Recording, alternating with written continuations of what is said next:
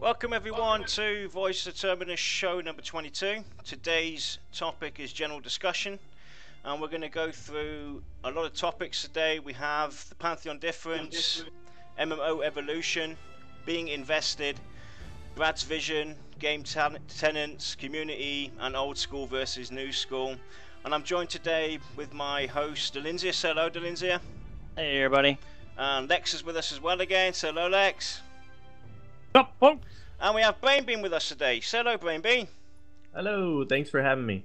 And in the background, as usual, our slightly under-talented director Kodiack is with us. Say hello, Kodiack. Oh, Jesus. Hey. And we have Diemond with us as well. Say hello, Diemond. Hello. So, before we kick off all of this stuff, we're going to bring up the news. What's been happening this past week with VR and with the VOT. So let me go and switch over to the news part. So, as you guys know, there's been a few posts out there from VR. They posted out the newsletter introducing the musical aspect of the game itself from Joppa, all the work he's got to put into it and the ideas he has. So that's been released. It got released yesterday.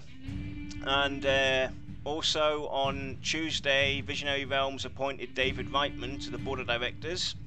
You can read all that in full on the website, but I will bring that up later on as well again. They also released another screenshot from Wild's End, this time in the dark. So I'm going to bring that up in full screen so you guys can have a look at it. It's a pretty nice shot. I'm liking the direction of the darkness, the way it's going, the way it looks. Definitely interesting way they're approaching this. That's what I miss in games, the true darkness when you're going through in night, at the night time and everything. Yeah, and I think they're hitting this right. Have a torch. Yeah, definitely. Well, they pushed the whole dynamic lighting on the last stream, so Yeah. I have a feeling that there's no way they could get away with not having to use them. Yep. I think that's going to be really cool. I think that's the ultimate way to go, is make it pitch dark like Kithcore forced in EverQuest. Yeah, so it's really more inviting and dangerous. And make the torches so that they have a timeline, so you have to like go and find or keep components to make torches in your backpacks. That'd be kind of cool. You can't just keep having your torch out all the time. Yep. Yeah. So, and in further news, basically, there was a nice interview that Brad had with HAO, taking the high road. We're going to bring that up later as well. And as you guys know, we have a vote going every week until the competition ends, the VOT competition, about how Leksur will die. And last week's choice, Betrayal, was in the mix as well. And let me go and quickly see here. So we added as choices that Leksur would die on a rat, and we had Kilson's train. I thought that would be very interesting to have the Kilson train. And then we had dying by a fiery arrow. And the winner was Kilson train with a 38% vote. Second place was choking on a rat with 28%, and 17% shared by Flamed Arrow and Betrayal. So watch out for next week's voting session on how poor Leksur, you can see it now in his face. Look, he's sad. How we can see how he dies. And basically, what we're going to do is we're going to gather up all this data, and when the competition comes up to its end, we'll put out all the best or the most liked choices of death, and we'll see if anybody's actually followed through with one of them. So I would like to recommend the write-in option of being smothered by a rather busty barmaid. Nah, I That's think the way it'd I be wanna better go. if you're choking on a rat, to be quite honest. right, so let's go back into our actual topic for today, general discussion, and we have the Pantheon Diffrence. We'll kick off with that. Do you want to start with that, Dal? Let me go and bring it up real quick. Yeah, you can go ahead and bring it up. What what I'd like to do is kind of go over a little bit of the Pantheon difference. We talked a little bit about it before in our streams, and I think we kind of need to hit it up again, go a little bit more in depth with it to kind of explain the situation where VR is going with Pantheon Rise of the Fallen. We have some old classic gamers here from EverQuest. A lot of those guys are following us, and gals, and I think we need to hit it up, kind of go more in depth to show some of the new players who might be coming in on the stream, watching our streams, or just getting introduced to the game, that what Visionary Realms is trying to do is bring back a classic feel and a classic MMO, but put some modern twist to it. And what we'd like to do is kind of go over that difference and show you, the viewers, where that new twist is coming into play, how it would affect us old classic gamers of the classic franchise of EverQuest. So that's how we'd like to go ahead and kind of kick this segment off and get a little bit more in depth. Because some folks out there, I think, are still confused, and they think that VR is taking this to a whole new genre of MMO, and it's gonna be the WoW killer or the Black Desert killer, which I highly doubt it's gonna be doing that. But if it does, that would be awesome to bring back that classic feel. But I don't think it's going to be going that way. So we kind of like to separate it, show where it's different, and why it's going the direction it's going. So do you want me to start kicking off by reading the first notation for Pantheon Diffrence, and then we'll go from there? Sure. Alright. So, Pantheon Diffrence and MMO evolved. Pantheon Rise of the Fallen will likely be a fundamentally different game compared to what you may have experienced playing other modern MMORPGs. From that moment you log in, you will notice that the game is more social and has an emphasis on cooperative play. The monsters are often tougher and exploration is more involved. You will need friends in the game, and your reputation can either help you progress or hinder it. Death in-game is meaningful, and you'll want to avoid it when possible. You'll learn your surroundings and the lay of the land, spending meaningful time in each area, not just running through as quickly as possible to collect 10 hides. You will need strategy, cunning, and endurance to uncover all that Pantheon has to offer. You will find yourself in group and guild chats as you strategize, or even just to pass the time between battles. Pantheon is social, thought-provoking, and the memories from your experiences in Terminus will last a lifetime. So that's basically one of the very first Pantheon difference. That's very much the classic attitude of MMOs. Yeah, I mean, it's a kind of a generic kind of statement in a sense, but actually they really put an emphasis on the social aspect and actually your reputation. And I guess what we could do is kind of go around to each other, and bring it up what we think that means. That way we can get everybody's perception and how they view that that paragraph there. So if you want to start, Lex, and what you think. Well, basically for me, coming from EverQuest, this was obviously what I draw on the most. That basically means I'm almost urged or steered towards the manner of making friends. I've got friends I made in EverQuest I still talk to today, 17 years later. I'm married to one of my EverQuest friends. I haven't really had a kind of experience like that before in any modern MMO. I don't know, I don't really put much thought into it, but to me, it's because I'm not really geared towards being social. I'm geared towards, or steered towards the whole, going fast, getting my level, going to these big raids, PvP and whatever it is. This, to me, basically means you're going to not knowingly slow down, make friends, talk to people, and just kind of get more of the sense of community out of a game than you would today. Cool. Kodiack, what's your take? Yeah, I mean, I don't know, pass. Sorry, I'm distracted, I apologize. Okay, Brainbean? Well, I think you kind of hit the nail on the head as far as talking about reputation, because in an MMO, your reputation should essentially be everything. That's your identity. If you're a good player, you're going to have a good reputation. If you act like a troll and mess with people, obviously your reputation is not going to be as good. And with current MMOs right now, it really doesn't matter that much what your reputation is, because you can use a dungeon finder and join people from a completely different server even, so it doesn't really matter what your reputation is, because you're never going to see those people again.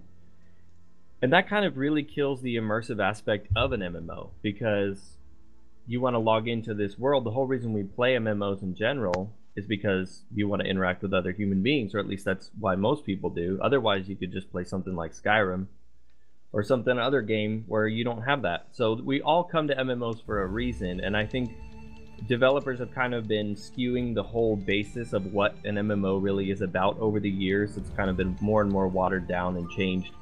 And this approach really brings it back to the reason why do we actually play MMORPGs.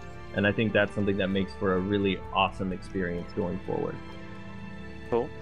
And Diemond. You mean Diamond? Diamond, sorry. My bad, bro. My bad. I'm never letting you live that one down. Job, Lex. But yeah, to me, it focuses more on the MMO aspect. It seems to me that games in the last decade or so have perverted that meaning to where, yeah, there's lots of people playing it, but they're all out for themselves. No one's out to help each other, to group up, to, you know, you got your occasional raids, but still, those are not really much of a cooperation, more of a Zerg fest. And MMOs, you should be working together to achieve a common goal. Cool. And Kodiack, you ready now? Yes. Sorry, I had to take a phone call. Anyways, no worries. Same thing. It's all about the interaction with other people, groups. I totally think they should give you bonuses for helping other people, for high levels coming back to the low zones, to keep the zones populated, stuff like that. It's all about the social aspect for me. Cool. Yeah, I can't disagree with any of you guys' statements. Ultimately, I think that's where where Brad wants to take this, where Visionary Realms wants to take this game, is bringing back that social bond. I mean, you can have social bonds in the current MMOs, but they're not as strong. They're not binding. I mean, you can hop in, through a dungeon finder, like Brain said, and you just hop in, play with that group, kill the bad guy, and wander off, and never ever talk to that person again. So it's going to bring that feeling of actually that social interaction where you have to work together and overcome challenges together, because I think ultimately that's the fun. Believe it or not, challenge can be fun, and I think that's what's lacking in a lot of MMOs today, is that challenging fun that draws people together and say, hey man, we just did something so awesome, and that sense of belonging. And when you overcome something so challenging together as a group, and you organize as a group, do it, and you defeat the enemy, it's an awesome feeling, especially if it's really challenging. You've died a couple times trying to tempt this this mob, and all of a sudden you finally do it. Everything landed the right way. Everything was just perfect. That's when you get that sense of, hey, we accomplished something so great. And I really miss that feeling that today's MMOs just don't give you that feeling anymore. It's just you run through, everybody's the hero, hack slash, and everything's gone. And I believe what they're trying to do too is, with the social aspect, they're also trying to make it to where socially you have to work together to understand your environment, travel the environment, adventure together, and be able to explain certain landmarks to each other, because there's not going to be any maps. I mean, I think they're completely against the maps, because they want you as players to work together to socialize and talk about these cool things that you stumble upon in the world of Terminus. Alright, just to quickly clarify in chat, Shamanat says that's absolutely not true. Good guilds are out for each other. I was in a guild that was super close and helped each other out all the time. That is still to some part the case, but it's very rare nowadays.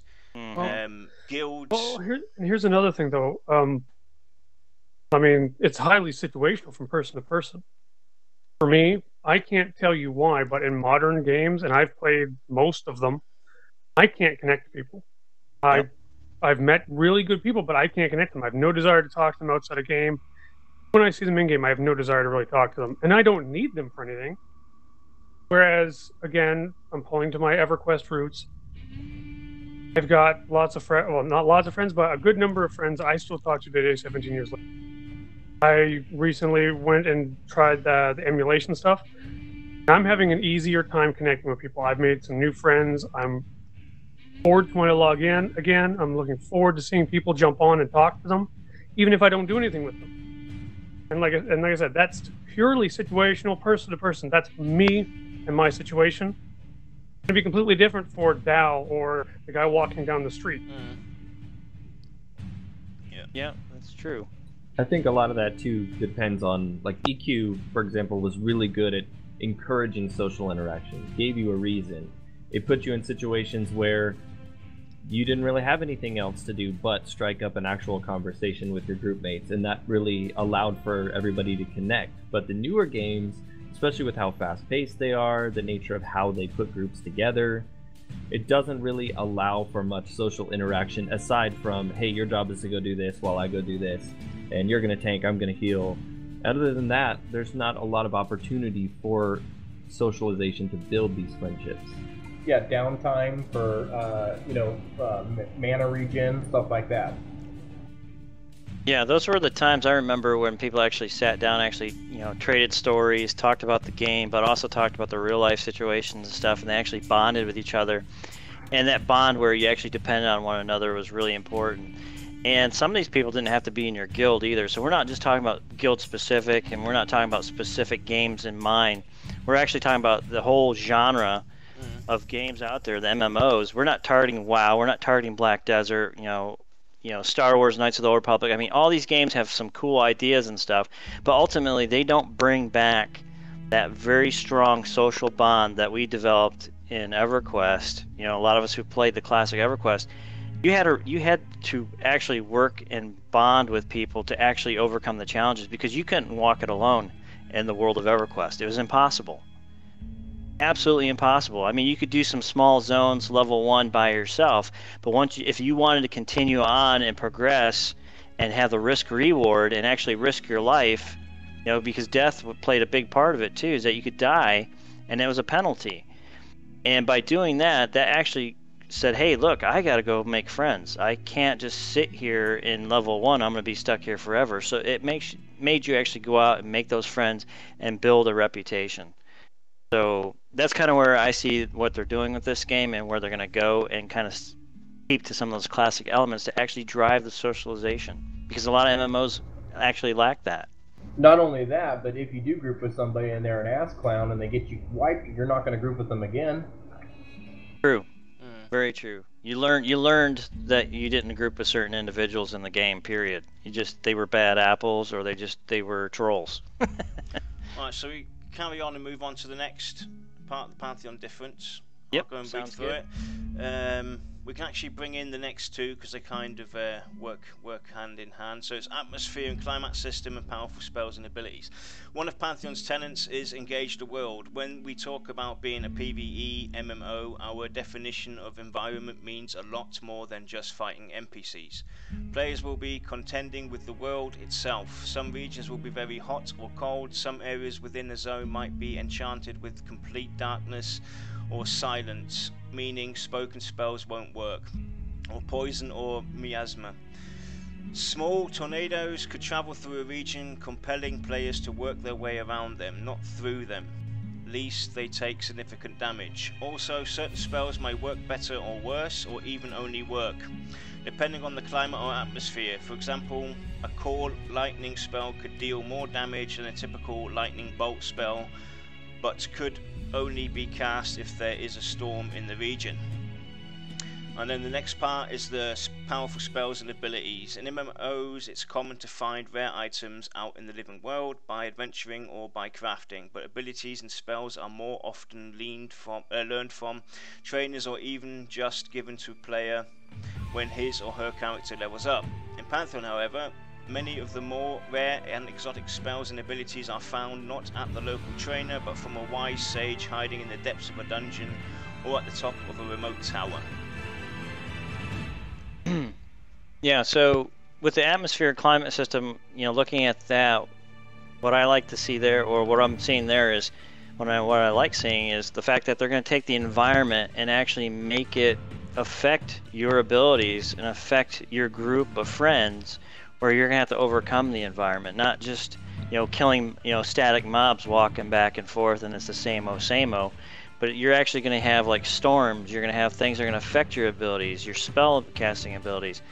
So this is going to make you where you're going to have to build those relationships and that group cohesion to overcome them and overcome that challenge of just the environment alone, not just the like it says, it's not just engaging the mobs, but you're going to have to engage the environment itself along with engaging the mobs. So that's going to make it even more interesting. And EverQuest never did that. You just engaged the mobs and tried to overcome the challenge of the mob. But now you got the environment working against you as well. So that's going to put a whole new twist with the atmosphere and climate system, personally, is what I think. So, anybody else want to take on that? Yeah, Well, when I first read that and I saw that, I was like thinking, oh my god, that is awesome. Because when you think PvE, it's always you against the NPC just in a battle, but they're taking PvE to the next level, like player versus the actual environment, not just the NPC. Rain? Yeah, I definitely think that this is the next logical step in the progression of MMOs. I mean, we've had this same kind of taking on the mobs forever, and with Pantheon, the beauty of them taking it back to, like I said, they're not fixing what isn't broken as far as the group mechanics and how you fight mobs and those sorts of things, but to move the genre forward, approaching the environment as an enemy in itself is kind of the next logical progression in developing MMO games. Exactly. It's really going to affect your party makeup. If you're going to go into one of these zones where your spells aren't going to necessarily work the way they normally would, how is that character that's playing that class, your spellcaster class, going to contribute to the group in the same way they normally would? Or maybe you can't bring that class to that encounter. It's going to make for so many more options of how you approach certain problems, and then that's going to make for a much more greater sense of accomplishment in the long run as well. True. Diamond? Yeah, pretty much looking forward to see what they can do with it, because they're talking about the weather. I think one example said there would be like a tornado that you can't just go through. You're going to have to avoid it and see what kind of challenges they can throw at us. Cool. Kodiack? No, I already said that's what the PvE thing, making it Okay. not just against the mob, it's you against the entire world. Just like it would, you wouldn't leave your house without putting it in the middle of the winter without putting on a jacket. So I don't see why it wouldn't be the same with the in-game. Lex? A lot of points that I like have already been touched on, so I'll keep this short so we can move on. I really like the idea of stuff like, you can't cast a lightning spell, no storm. As long as it's looked at by the developers and balanced so that, it's not like, no storm, I'm useless. But it does add a certain flair to where your gameplay experience changes, where you are and what time of day it is. I like that. That's the way things need to be. I know it's a word thrown around a lot now, but it makes things more dynamic. It means exciting. Cool. All right, want to move along? Yeah, okay. So next topics are dynamic NPC encounter groups and NPC dispositions and behaviors, which kind of intertwine with each other, so I'll just go and read through those two. Dynamic NPC encounter groups. The world is not static and unchanging. Every day is not Groundhog Day. Events occur that can completely change the population of a zone or the population of a group of NPCs within a zone, and the rarer the events, the rarer the rewards. Many exotic items can only be obtained when one of these zone events occur. An example, after you kill some key mobs guarding a hill giant camp, this triggers a zone event that loads up an invading force of storm giants who then proceed to attack the hill giant camp. And the next one is NPC dispositions and behaviors, an area we have not seen much innovation in MMORPGs almost since their inception is the area of NPC AI. What if certain enemies had different dispositions that had to be discovered by the player? Many NPCs in Pantheon would have advanced behaviors like the propensity to flee if possible, or to stand and fight to the end. Some NPCs will be inclined to help other NPCs in the area, while some will not. Some will target certain classes within the group that is attacking them. NPCs' movement speeds may vary if they feel they are outmatched. While it is too early to go into the details, some of the different dispositions we are working on include the alarmist, the bully, the craven, the opportunist, the protector, and the strategist. Yeah, so what I like about this too, and it's, you know, and everybody knows about EverQuest Next and how they were talking about a dynamic world and it was kind of be changing, and you know, say you had an orc camp, cut down trees and stuff, and you know the dark elves come in and wipe them out, you know, but it, you know, it never came to fruition.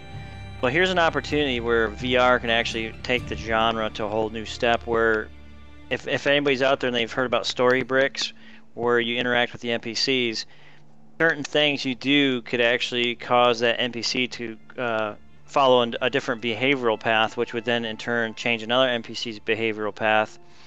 Without you, unbeknownst to you, you're affecting the NPC world and environment, and then all of a sudden, you know, you've completely changed it where the orcs move out and then the storm giants move in.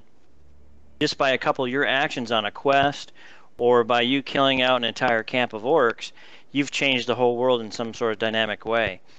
And I like the way this is going and where they would like to go with it, and I think they can accomplish it. And I mean, this is a whole different twist, because this ain't like EverQuest. EverQuest, it was a static mob and it was constantly the same world over and over, and then you're just camping spawn points. But here's an opportunity where they could make orc camps move throughout zones and regions of Terminus, where now that guy that you're looking for, say, for an example, the fishbone earring, he's no longer at that camp. He's no longer in this zone because he was forced out or forced to move into a whole nother world of Terminus, because of your player interaction, what you've done to the environment or what you've done to the current NPCs that are living there. So, with that, Lex, would you like to comment? Sorry, I've been dealing with chat. Oh, sorry. I'm going to respectfully pass. Okay, Kodiack. Yeah, no, I like the whole dynamic group thing. I know that in a previous show I mentioned that it'd be cool if, based on the weather, so like during the summer months or whatever, it'd be an orc camp, and then during the winter it might be some ice goblins, so that way it changes up the zone as well, you know, stuff like that. I think that would be kind of cool. Cool. Diamond? Yeah, Dow pretty much has my point there. That was the biggest thing I was looking forward to in EQ Next, is the randomness of how the world was going to be. You know, other games you got used to going to a certain place, you'd camp there for a few hours, go to the next place. But with this system, it's going to make you explore the area, explore the world, and learn everything that you possibly can. Cool. Brain? Well, I think this just goes back to, you know, it's going to make for such a much more immersive experience. We already know that MMOs, you know, the EQ had the right formula as far as MMOs go, as far as groups, mobs, fighting, that sort of thing. So like we talked about with the environmental system, but having these types of systems in there, it's going to make such a much more believable, living, breathing world, and that's really going to make for such a much more immersive experience, because the more immersive the MMO, the more that we're going to experience that MMO magic again and really get sucked into the game and feel like we're a part of it. And I think that's what everybody's kind of wanting from Pantheon anyway. True. Lex? No comment. Sorry, but yes, because the chat stuff's been handled. That's probably the one thing that I miss the most about MMOs. I don't feel immersed anymore. As an example, I played Elder Scrolls Online. I don't think I've gotten a character past level 7 because I play the game. I don't feel immersed. I don't feel like I'm having an exciting experience. Whereas I could go to an older game and I get so wrapped up in what I'm doing.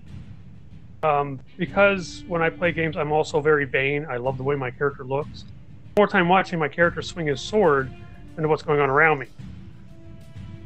But I'm really immersed. I find that I spend 90% of my time watching my combat logs, watching my area around me, watching other group members' health bars, mana bars, whatever.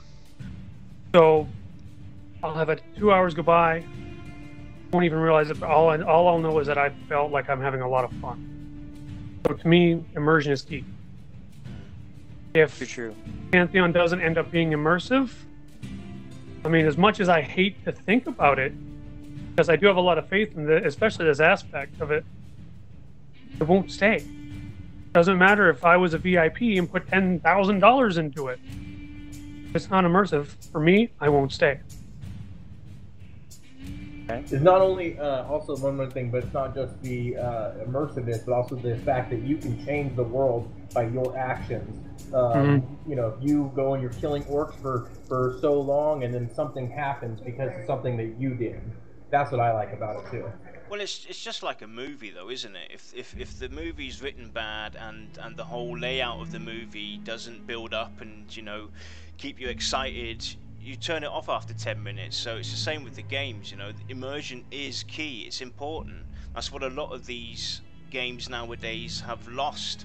They've lost the touch to actually get people engaged in the game, to actually write out deep, meaningful lore, interaction within the environments and everything. All it is now is a massive, let's go and bash in this, that's good, and we'll just give the players everything that they need to play this fast-paced game. Everything seems to be fast-paced now, and these guys are taking a step back and trying to bring all the good stuff that we all value, that we've, you know, missed. I mean, Christ, I started playing games on the Commodore 64 and, you know, the Amiga 500, and I mean, I remember Monkey Island, for Christ's sake. Monkey Island, yeah, that game was so, you know, it took you. I mean, I spent days, weeks, months in that point and click game because it was so immersive. It had me really engaged in the storyline, and that's a simple point and click game. And that's it's just missing nowadays. Games have just gotten so ridiculous. You know, it feels to me it's more about money and, you know, corporate identity, keeping in the big bucks and everything else is just, you know, hey, if people buy it, they don't. As long as we reach 3.5 million copies sold, we're good. Yeah, I think that's the biggest point too. Is they're missing out is the immersive story, the lore. You know, actually well-meaning quests where you actually want to know what happens when you do this. Your action, how is it going to affect the world with, you know, with the dispositions and behavior system. Now tying that with the lore, and you go do something. Now it's really meaningful. You're gonna pay attention to the story. You're gonna go, hey, whoa, geez, I just killed this guy on accident. I shouldn't have killed him, because now his lore story, you know, is completely changed the evolution of the game for you. So I really think that's the biggest thing, is they gotta key in the immersiveness, the story, make it in depth. None of these quick 5-minute, you know, rat quests and then bam, you're off on your own and just hack and slash your way through so fast and quickly. I believe a lot of players would like to take their time and understand their game, but also understand what's going on in the world.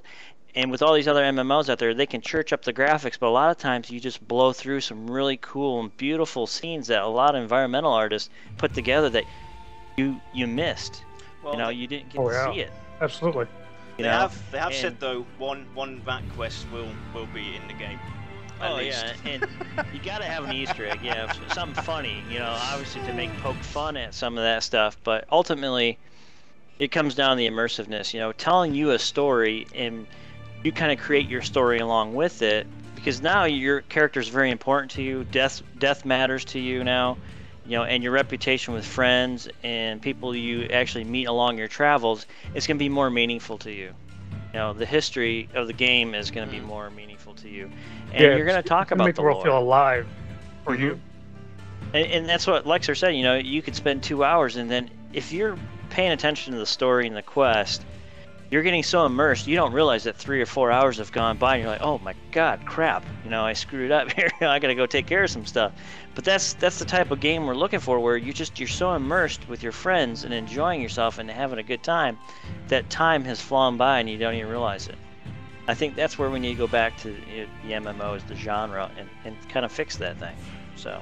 Oh yeah, well, it's like me and my wife are both big MMOers. I've recently decided, well, I've lost faith in the industry basically, because, you know, in this game, no matter who you are, you could be just, you know, player number 50,000, but still your experience needs to push that you're the hero. And the company will say you are the hero of your own story. And why am I picking up a book that's across the room for you? I'm not your damn maid. I'm a hero. You know? I don't see Rambo picking up mushrooms because you're too damn lazy, you know? But that's what it's come to. With a lot of the older games, even even vanilla WoW, I used to love how these multi-stage quests were because I got so focused on them.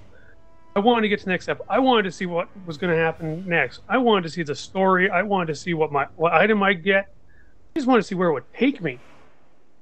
And if you look at most of the newer games now, they kind of almost trick you into thinking it's a multi-stage quest where it's just a couple quests that are very similar from the same person, but it's not a chain. It doesn't evolve. It doesn't get harder. It doesn't take you places. It doesn't make a story for you. Yep. So True. to me, it's like, why the hell am I even doing this? You know, I'm a programmer. To me, that screams just make a bot to do this because I don't enjoy it, but it has to be done. Yeah. You just rush through. You know, you've done the quest once, you've done the quest series once, and then you have your twink, you know, your twink number 25. All you do is just rush through it, or you skip it entirely because it's really of no value to you anyway at the end. So you just go and skip through it. You know, you don't get engaged anymore in the stories, in the storytelling. You know, you don't feel your character is actually doing something within the world that actually has an impact. Yeah, you don't feel part of it anymore. Right. It's just Or it's just blow it doesn't through. feel like an epic quest. No. You know, if you look at like old stories, like fantasy fiction stuff, you know, all these knights, you know, that go to rescue damsels in distress or find the treasure or whatnot, they went on a quest and it was epic. The whole freaking book on this quest. Yep, one So quest. when they were done, you know, you just had a picture of this knight beat down, battered, and bashed, crawling on his hands and knees and just going, you know, victory! That was amazing.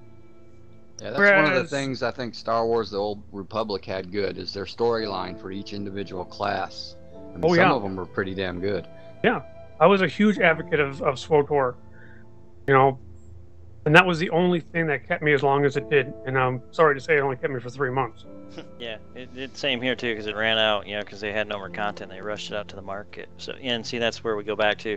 Let's throw some crap out there quick, make a quick $1 million, and oh, by the way, we run out of content. Pay more money for the expansions, and we'll throw you a little bit more here and there and feed you there. And oh, fluff it up a little bit too, some more fluffy stuff, and you know, that's it. And they ran out of the story. Yeah, but that's also where the social interaction comes into play because you're going to stick around because your friends play it. Yeah. Yeah, ultimately, and that's why you want that socialization aspect of actually where you have to work together to overcome the challenges, because that will bring that and tie into your stories and tie into the quests. So I think a lot of game help companies your are other even friends afraid. do their quest. Yep, true. Yep, No, help I think yourself. a lot of companies are even afraid to make it so like you have to get help. Yeah. I think most people just abandon it, and most people probably will. But what about the 1%, the 10%, the 20% of the people that are going to sit there and be like, "This was awesome," you know? Yeah. What about them? These are the people who will play your game for 10, 15 years. Well, that's the thing, though. Or you're catering to the people that are going to leave next week regardless. No, that's the difference, though. You know, that's, you know, Brad said it on multiple interviews, multiple times. That's part of his vision, basically. He's not looking for, you know, something that's going to destroy WoW or anything like that. It's going to be big in numbers. He's looking for the people that want that core, you know, connected to the story, to the lore, the depth of everything. Who want that interaction, and you know, it's you know, it's a minority. Of course we are. You know, nowadays in the modern MMO world, everything is now fast-paced, handed to you. There's very few guilds out there that, you know, have that interaction, that social interaction on the levels of what it used to be. I mean, there's still a few out there, but it's, you know, it's a handful. You know, you have to be very lucky to get into a socialization, because nowadays you only join a guild, or most of the time, because you need to have a guild to go and do a raid on everything. But the socialization within the guild, you know, relates mostly down to hello and goodbye. Yeah, that's what I like, the fact that if you want to progress your character, you're required to befriend people. You have to find people to group with to advance your character. So it goes even beyond a guild. It goes, you know, you might have to do a pickup group or whatever, so that way you can, just like with you know, with EQ1 Epic Quest or whatever, the fact that they integrated different raids for each individual class, each individual required you. You couldn't you couldn't solo your own class progression. You had to stop what you were doing, go outside your little bubble, find other people that were either working on the same thing that you were or whatever, get with them, do something, and you could go back to working on progressing your stuff. But it made you come out of your bubble and work with other people that you probably wouldn't normally work with. That's what happened Even to me necromancers. That happened to me back in 2004 when EverQuest 2 got released. As you guys know, I only started playing MMOs with EverQuest 2. And my first interaction with people was around level 30 odd.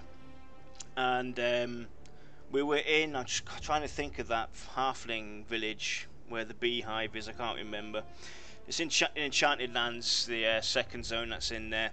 And that was the first time I actually engaged with people, started talking. We started talking in normal chatting game, and I came out of my shell to actually approach people and ask them for help, or if they want to, if they're doing this and that quest, and if they want to group up together. And then it evolved into TeamSpeak, and it was like, it was an experience for me. It's like, wow, this is cool. And we ended up spending like 6-7 hours together as a group, going through the whole entire zone, ending up in Runny Eye and doing all kinds of stuff. Yeah. Those days are they're basically gone. You have to look really hard in any game if it's World of Warcraft. I think that's the thing, though. Everybody's put into their own little bubble, and you can pretty much solo put in their own bubble. Yep, that's true. You don't need to do that anymore. Exactly. Well, I guess we probably should move on a little bit before we harp that one to death. Right. So next one is the coloured mana system. Different classes will use different colours of mana. Some rare abilities, spells, and prayers will use more than one colour of mana. These exotic abilities create an opportunity to subclass your character, allowing players to customize their class to a degree, but without removing the interdependency between classes that is key to group content and building community. Yeah, and this is an awesome thing too, because this gives those players who, like say the new generation players who want to kind of change their character a little bit, but this doesn't let you actually change it to where you can't depend on other players within your group. In a way, a lot of MMOs in the genre today is you're the single hero. You don't need anybody else. You can be a cleric / warrior, necromancer, healer, and you don't really need anybody anymore. So you're not dependent on anybody, so you just blast through the content and get whatever you need, upgrade yourself, and log out for the day. You might not even talk to anybody that day, and then you get to the point where you're like, well, why am I playing this game? It's an MMO. Yep. So I like seeing this where it'll give the new players an opportunity to kind of change their class a little bit with the different colored manas and stuff, but ultimately I like the idea that they're not going to allow that to get to a point where it's going to unbalance the situation, but it's also going to continue to still require you to work together, as a group, as a team, to overcome those challenges. So this is an awesome, system and idea, because a lot of people talk about multi-classing. Well, here's kind of an ability, but yet not quite multi-classing. But it gives you a little bit, just a little tiny bit there to kind of tease you along the way. I honestly can't wait to play with it. I'm a bit of a theory crafter if I really like the game, and it's one of those things where it's not my primary focus for the game. But when the game point where it's accepting players, I can't wait to get my hand what I can do. Cool. Yeah, I'm hesitant to comment on how I feel about this because it can start dipping into that area where you start having cross classes, and you're just gonna have to wait and see how they do it in game. Yeah. Maybe they'll do it on a live stream or something. Yeah, I think with a lot of things in Pantheon, it's going to come down to, well, A, like you said, wait and see, and B, you gotta kind of take it on blind faith for the developers. Yeah, balancing these games isn't easy by any means. So, might take them a week, might take them 2 weeks. Hell, it might take them 6 months to get the balance right. But with these developers here, I think it's pretty safe to say that they care about the balance. Oh yeah, they don't want to just put the game out and be like, play it, give me money. It's play it. Okay, if there's an issue, let's address it together. Not, we'll fix it when we get time. Yeah, I understand Diamond's his take on it too, is because I am too. I'm all about pure class, pure single class player, but here's a chance to kind of give the new player that comes along, because he's used to, you know, mix and match and stuff, but this gives him slightly a little bit of an edge, but not quite. You know, it lets you dabble, so to speak. I'd say just a little dabbling, but ultimately not to where it's going to affect the balance, because, you know, Brad said it, you know, they're building PvE first before they even consider starting building PvP, because they want the PvE to be completely balanced before they start dabbling in the PvP arena. So yeah, I might be remembering wrong, but didn't World of Warcraft start off pretty much with the class system, and then over time evolved into this multi-class thing? Yeah. And that's where the games start going weird. Well, that's why everybody loves the vanilla WoW and not the crap that they set out today. Yeah. I mean, I played WoW when it first came out. I played up until Wrath of the Lich King, when they added the multi-specs, so that me as a warrior could be a tank or a DPS. Didn't like that. Didn't like that at all. Yeah. Right there, I was like, I'm not renewing. That's why I'm hesitant on this, because this is the first step for it. Well, see, this is where I think if we as gamers tell the developers, hey, look, you know, dabble a little, but that's it. Don't go any further with this, because what happens is I think you can all agree is that a lot of the MMOs today have force-fed us this multi-classing. Let's make it easier because they're a casual player here. You know, we got to make the casual player so he can become a superhero by himself. We're no longer going to cater to you guys who work together. We got to make it so everybody can solo this content, or, you know, experience the content that only high-level players working together can experience. I want to see that penalty. I want it to where, like, look, I can't access this zone by myself. So I have to work with people to get there and progress my character's adventure. You know, because that's what I like to do. And I think we probably are all on the same sheet of music when it comes to that aspect, that you want to work together with somebody to see more of the end game content. Yep. I want your pros to help my cons. Exactly. Yeah. And that's not to say that people won't be able to do stuff on their own, because it's not like, oh, I can't find a group like this. That's not going to be the case at all. No. They have stated before that there is going to be stuff that you can do, but it's going to be very, very obvious that the group up is going to be so much more beneficial in terms of experience per hour, loot gained, money in game. It's going to be exponentially better. So while you can go solo, it doesn't really make a whole lot of sense to do it on a regular basis. Yeah, I see it kind of like EverQuest. You can, every class almost can solo. There are some limitations, but you're going to level faster and get better stuff if you group. Yeah, sure. And everybody has their one type of soloing they can do based on their class. They have their way they can solo, sure. Yeah. But the whole point of classes in the first place is that everybody has their one strength. And when you put those one single strength together in a group, then now you become a whole group that has every type of strength that you need to overcome that challenge. That's the whole point of even having different classes. Yep, and that's the whole point of an MMO, is to get people together. Otherwise, we'd all just play Skyrim. Exactly. Single When player I think down Skyrim. the colored mana system too, everybody likes a little bit of healthy customization, not too much. And I don't think VR is going to do it to the point where they break their class interdependence. That is one of their primary focuses. So I'm not too worried about that. But I think it's okay to have that healthy, maybe bending of the definition of the class rather than just breaking it completely. Yep. Because you know, we don't want to all be the same cleric in the game or all be the same. You know. You want to have a healthy little bit of customization where maybe you prefer to approach your healing in this manner, whereas somebody else maybe likes to do a little more AoE style healing versus direct or something like that. I think that's okay, but let's not say, okay, you know, you can spec into having nukes and heals and, you know, don't break the class. Maybe bend it just a bit, but I think VR will take that the right way. I think that's what they're doing with the colored mana, just from previous streams and videos. So, like, let's say you had red mana attached, maybe that'll improve your healing. If you had white mana, that might improve your arcane magic damage. So you might take a hit on healing, but you'll be able to do more damage, or vice versa. So that way you can customize your own cleric. They've already said a bit more about the colored mana system, that it's not just going to impact you as your character. So you might have like a blue mana system that will impact the wizard in your group. So if you've got that blue mana stone and it's lit up, you can also, you know, your wizard in that group will benefit from it. So it's you know, it's not just related to you yourself, it's related to the group. So depending on what kind of group situation or group togetherness you've got, layout, it might have different impacts on the individual players within the group itself as well. So you're kind of adding a twist to how the players in your group can actually interact with you, with your mana system, or you yourself. Yeah, I'm less worried about the system in the beginning. I'm more worried about what it's going to evolve into years down the road. Yeah, I'm not really too worried about that though. I mean, I can see where it could go crazy, and I think this is where the devs are going to be like, no, we don't want to follow that path. We're going to stop. And I think as players in the community, we tell them, hey, look, no, don't do that. And we voice our concerns about it, and here's our reasons why.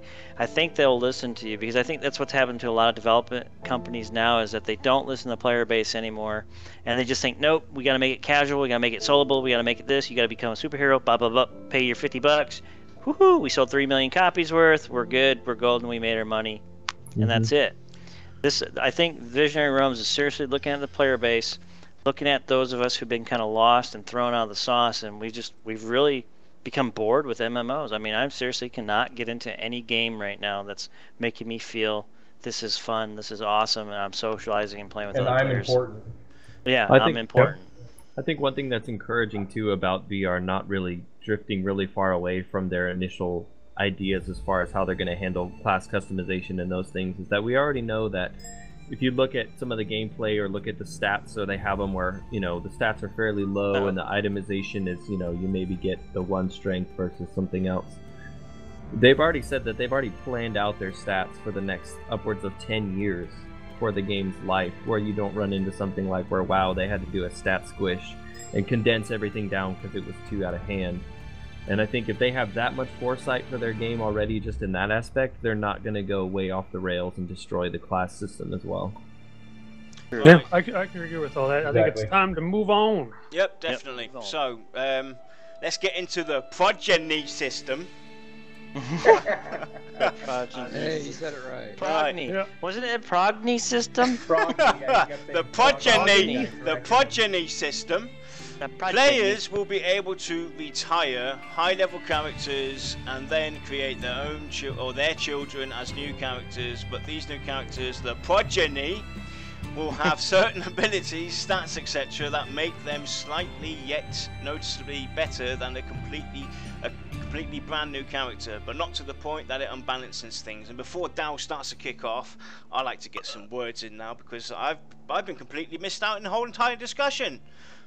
Well, you had your chance. So, while this is interesting, I too kind of have a mixed feeling towards this because I personally, when I create a character, there's a lot more involved to it than just designing it, making it look cool, leveling it up to max level and everything. I actually have a complete backstory, lore towards the whole entire thing. And I grow to love my character. It starts to become part of me on my day-to-day endeavors in the game, and to simply go and retire this character and have a offspring with slightly better abilities, while that is kind of intriguing and something different, more towards the modern MMO feel of things, I'm kind of mixed on how that is going to work and what it would bring in later places of the game. I think my biggest take on that is because Star Wars Knights of the Old Republic did this, and as long as they don't force it to where you have to retire your character, I think everybody will be happy. I think that's where they have to give it is the option. So if you want to retire your character and set them aside and create something new, that's cool. But give you the opportunity also to bring back that character that you retired and maybe play it, but it has to stay with what you have. So I think they can work this one. I just say just give the option. Don't penalize with the progeny system is all I can say. Yeah, my take on it is like with Yarnilla, like I grow to really like my character and he's a part of me or whatever. So if they're not going to make it like way over the top for me to sacrifice him, then I'll just make it all. It's pointless for me to do that. Yeah. Same thing.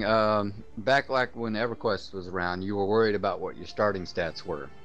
With this, back then it was important, but as the expansions came out, your starting stats didn't mean anything because your gear made it irrelevant. You're right, exactly. Once you started acquiring gear, it didn't really matter what starting city or starting stats you came with. I mean, they already stated like that, you know, it's going to be an option. You can either retire it at max level or you can carry on with your character. But the question is, you know, can I then later on still retire my character? Or is it just going to be like a one-time offer? So it's going to be kind of, after like I said, all this is speculation, going through it, talking about it. And we'll have to wait and see when we actually get our hands on all these systems what it's actually going to be like, and it's going to be dependent of us, the community, the players, to give actually constructive feedback and really voice our dislikes and likes towards the individual systems they're going for. If we just don't say anything, then it's our own fault in the end that we don't get the game or the game tenets or the Pantheon differences that we really want as a community. Yeah, I can't disagree with you more. I think ultimately, but you have to be constructive when you approach Visionary Realms, because what's happening now, I think, is there's some toxic individuals within the community that need to take a step back and take a breather and realize that you have to come across positive and give positive suggestions and positive feedback so the developers can say, hey, this sounds like a good idea, you know, where are we going wrong? Let's rehash things out and see where this will take us. Because if you just come across venomous and say, I hate this idea, and then don't give a good suggestion, the developer's just going to ignore you. Well, I wouldn't want to talk to you if you're being venomous in the community. There's no point in listening to you if you're going to be spouting worthless crap out there that makes no sense to anyone. So ultimately, I think we need to be positive in our approach with Visionary Realms when it comes to certain things if we don't like it or we do like it. So, Brainbean, what's your take on the progeny system?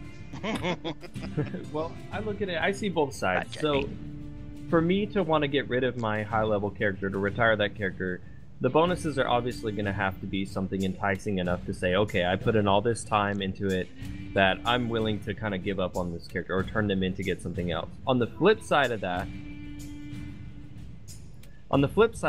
I could see, as I've had plenty of characters in MMOs where I got some fans in here now. To where, you know, you stop playing them and you look at your character list every day when you log in and you think, God, if I could just get back all the XP that I used on that character that I don't play anymore and use them towards a different character later, you know, like, I would do that in a heartbeat. I feel like that was so much wasted time. I leveled up this alt that I don't even ever really use. So in those situations, I think the progeny system is a really cool way to kind of move the genre forward and make all that time you invested into this character you don't play anymore at least count for something, as well as being something that makes sense for an RP perspective. You know, you don't play them anymore, now they have their child and you're playing that next generation of hero. And for me, I just can't see getting rid of a high-level character because I usually get attached to him and spent so much time. There's no way I want to get rid of it. Yeah, that's what I think. I'm just like, I put so much time into this guy that I'm not going to get rid of him. I mean, they have to make it so appealing to me. I'd have no problem if, when I go and retire my character, I can rename it. If I can carry on having my Yanila, I'm kind of fine with it, because that is, you know... Yanila Jr.? Yeah, neither the second... No, I think they should use the Roman numeral next to your name so you know what generation you are. Yeah, that'd be pretty cool. Yeah. Okay, should we move on to the situational gear? Did everybody get a chance to speak up on that? I don't know, Lex, did you get to say something about it? Do you want to say something about it? I'm fine with that. Okay, so we'll leave Lex out of the discussion. And don't think we forgot about what you have to do today on this stream. Don't think I've forgotten about that. Oh, yeah. Yep, there you go. Right, so situational gear. In Pantheon, there often won't be simply be a weapon or piece of gear that is the absolute best item for your character's class and level. Instead, many items will be more situational and the player will need to ask himself, where am I? What am I doing to fight? What am I going to fight next? And who in my group is what class and what items do they have that may help defeat the next encounter? Items that protect against climates, atmospheres, areas of extreme heat or cold or disease or absolute darkness will often be important. So also will Bane items that are especially effective against certain types of mobs, for example the undead or dragon kind. This is gonna be cool, and this is a whole new twist to like us classic EverQuest players, because the environment never affected you. You know, there was no cold, there's no hot. So by including this, like, because you know, if anybody's played tabletop D&D, we always used to, you know, simulate the cold, the harsh winters, or the harsh desert, and you're dehydrating. Well, now you're going to have this affecting you with the environment, along with your combat of mobs and your adventure. So the situational gear, you know, you're not going to take a dagger to try to stab a skeleton. You know, you're going to have to use a club or something to break bone. So this is going to really make you tactically think about the type of gear you're using, the type of weapons, all that. And this will be really cool. And I think, you know, people working together to overcome the challenges, it's going to create more socialization, and where you're going to ask people, hey, what do I use to oppose this, you know, this part of the desert, or what, you know, what are you using to create the winter clothing? So this is really going to bring that socialization aspect up to par, and it's also going to bring a whole new thing to the MMORPG, because I don't think any of the MMOs out there right now actually incorporate any type of a system like this. I think it may turn into not to the degree that they are. Yeah. Like a socket, like you're just going to be putting different augs into things all the time. It may be kind of a bad thing having to carry around 20 different weapons, you know, a bunch of different armor, a bunch of different resist augs, or vice versa, or damage augs, or so I don't know. I could see it going both ways. I think we'll definitely see groups pre-planning out what they're going to do before they set out from town. Yeah, because definitely. you're definitely going to have to say, okay, we're going to hit up this camp. Okay, we need to get the best type of gear for that situation. Like you said, with skeletons. Okay, let's bring our blunt weapons this time. We don't need to bring piercing weapons.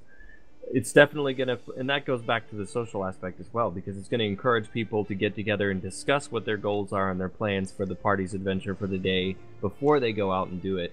So even if you have a pickup group, it's going to encourage at least a little conversation before you set out to actually start grinding or working on the quest. Or you're going to a specific zone. That it's can work, but the problem with it that can happen is it's an open world, so things you're planning on might be already taken, and by the time you get there, but that's part of the excitement. Exactly. That's a part of life. Yep. Yeah, I'm sure you can at least have in your bags, if not an entire extra set of gear, but I'm sure you'll plan accordingly to be able to adapt to certain situations and maybe have a couple weapons on hand. Yeah, I'm sure it's not going to be drastic where you're going to need 4 breastplates and stuff like that. Yeah. It's probably going to be minor things that you can swap out. It's like in real life, though. I think you're going to have your one piece of armor, but you'll have like different AUG sets that you'll have to carry around depending on different situations. Well, it's like in real life, though, isn't it, guys? I mean, you know, when you go and plan something, you know, let's go and take this into the more realistic feature. If you look at the military, for instance, when they go out and they go on and they do a recon mission or whatever, they plan out ahead what gear they need, etc. It's the same with when you go grocery shopping. You know exactly what you need, and you go out and you go and get it. So it's kind of it's no different than what we would do in Pantheon. You would basically meet up with your guild or your pickup group or your friends or whatnot. You maybe talk a day beforehand. Hey guys, let's meet up tomorrow at 4 PM and we'll go and do this. We'll go and follow Dalinsia's perception quest to see what we need to do there. So where do we have to go and head out? We have to go and head out into the cold deep mountains over, I don't know, past Avendir's Pass and everything. So we obviously know that we need to have cold gear, etc. So you plan ahead, and that kind of brings it into action, the socialization back to where it belongs. You actually plan ahead, you get engaged, you meet up. Obviously things can go sideways, somebody might not show up or something comes up, etc. But you know, you deal with it. Yep, you basically set up a meeting place where you all get together. It's like raid preps, you know, everybody made sure they had their regents, all their spells, all their buffs ready to go, their potions. You have to make sure you have all the stuff and get everybody equipped and ready for the adventure. And I think if the way they go with this too, I mean, you can even bring a pack mule along, you know, like a group pack mule. So this could even change it a whole different now, because now you got a mule you might have to protect in your group as you guys are traveling forth. You got this guy, you know, kind of going with you. So that brings a whole new different tactical aspect. You might have to keep your pack mule safe. You know? Yeah. Also going to matter on how far and how spaced out are the banks. Yep. So how quick can you go change if you need it? Yeah. Well, and looking from a tank perspective here, although I am excited for that prospect of how the environment's going to change my requirements, I think I can mirror a lot of people in chat and say, I'm very worried about my inventory space. I'm the guy that I don't throw away anything. If I can make a copper piece on it, I keep it. So, worries me a little bit. I'm not going to lie. That's my concern, is inventory nightmare. That's what my concern is. Right. If the trade skills into being enjoyable, that's more space I need to dedicate to collecting stuff. We'll see. What you're talking about too, and just sorry to interrupt, but because you're right there and you just hit a real big strong point. What they were also talking about too is the fact that the chest plate you collected is so cool looking. Now you want to keep it. It's growing with your character. So now this is going to have to limit your time of switching out different breastplates and stuff like that. Now that gear is going to kind of actually grow with you, and you're going to keep it around longer than what just swapping it out. So that kind of I think it's going to tie into the system as well. Yeah, I mean it's really honestly too early to say one way or the other. I would just really like to emphasize to the devs that, like someone like me being a tank, I can't leave for a group unless I'm prepared. Because otherwise, I don't feel personally like I'm pulling my weight. And I always have to be at optimal efficiency. Yeah. So if it ends up being a case of you need a full set to do the effective here versus being like, a whole different set being in the desert than being up in the snow-capped mountains, I'm going to carry both. Yeah. I am. I'm going to find a way. Which is, I think we're also forgetting too is that you might run into a bag of holding, a super backpack. I mean, so that ability, it could be an epic backpack quest. That might take you like I love that. 2, 6, 7, 8 months, or a trade skill even. So we can't forget that too, because I think we're kind of sometimes we start closing ourselves on a box. We got to also think, that gigantic bag of holding where you can carry 8 pieces of armor. Right. maybe have a hidden chest in the dungeon that you can put down, that you can save up. There you go. I've also got this sinking suspicion that mana climate and the charm that you use could possibly play a role in how well you do in different environments. Right? As a complete speculative example here, if I'm in full plate and I'm in the desert, I might get charm where mana climate makes it so that I'm fine in my full plate. And I could then all I gotta do is carry my 1 charm around. Yeah, maybe. Right, so before we get into all this, I think we can all agree we'll have to wait out and see what happens, and hope that they've given a lot of thought towards inventory, be it a pack pony or separate inventory space. I mean, I think they already said that the coloured mana stones will be in a separate pouch, as you can only carry 6 at a time or something like that, or 8. So that will be, that's going to get put aside, which is also kind of cool, like a little money pouch or whatever. So we'll have to wait and see what they come up with, and give them thoughts and ideas towards the good, the bad, and the awesome on the system. So let's go and finish off with the Pantheon Diffrence, and this was probably the most anticipated, most looked forward to part of the Pantheon Diffrence, the perception system. We saw in the last stream what that kind of does, or what their plans behind it are, and I'm very excited about this to see where they actually go with it. So let me go and get into it before I start rambling on and you all fall asleep. One of the most profound things about Pantheon is how we are designing the game from the ground up so that the environment truly matters. We want players to care about the world they are in and why things are the way they are. When you think of MMOs, when is the last time you discovered the meaning or the history or the secrets of a person, place or event without being told by a text box? What if we conceived a way to bring players back to exploring because they are compelled by what they see in front of them, not because a blinking light tells them to go there? In Pantheon, wizards will be able to perceive things that a warrior cannot. Through prayer, a cleric may gain insight into an area or a creature that a rogue could never know. Through our perception system, Pantheon will redefine how the game world becomes known and how players will work together in progress. Yeah, this is going to be really cool. I think it's going to be one of the profound parts of the game itself, is the fact that your class, your race, wherever you're at in the world, and certain things like ruins, towers, fields, a particular statue out in the middle of nowhere might draw your attention. The visual is going to bring you over there, and then all of a sudden, now somebody in your group has perceived something magical about the aura. Like an example, a wizard is the only one that gets the message. Everybody else is oblivious to what's going on, but only the wizard can see it. And he's like, hey guys, there's something cool over here. And everybody else is like, what are you talking about, man? And then now the wizard's saying, hey, look, I just found this and it said this. You know, now you guys got to decide whether, hey, do we continue on with what we set out to do, or now do we follow this clue that the wizard has now all of a sudden discovered through the perception system? So this is going to bring out a whole new take to the genre, I believe, because now only certain parts of the game is going to be unveiled to certain classes and races. And I mean, this is going to be just truly awesome. I think it's going to really put a whole twist to it. I mean, because now look, you got the environment affecting you. You're challenging the environment, you're challenging the mobs, but now you're perceiving things within the world that nobody else can, and it's creating that social system where you have to work together and socialize and create a team to overcome the challenges. So this is really cool. It sounds really awesome. Yeah, same thing. We even saw a little bit of that on our last stream with the whole key in the rubble thing when they were walking to the locked door, but they got that perception thing that said, hey, there's something in the rubble, so they went and got the key, and that's what unlocked the door, rather than having an NPC in town say, here's a key, go to this door, you know, it'll open this door for this. Basically, they can throw quests in the world using the perception system as well. Yep. Brain?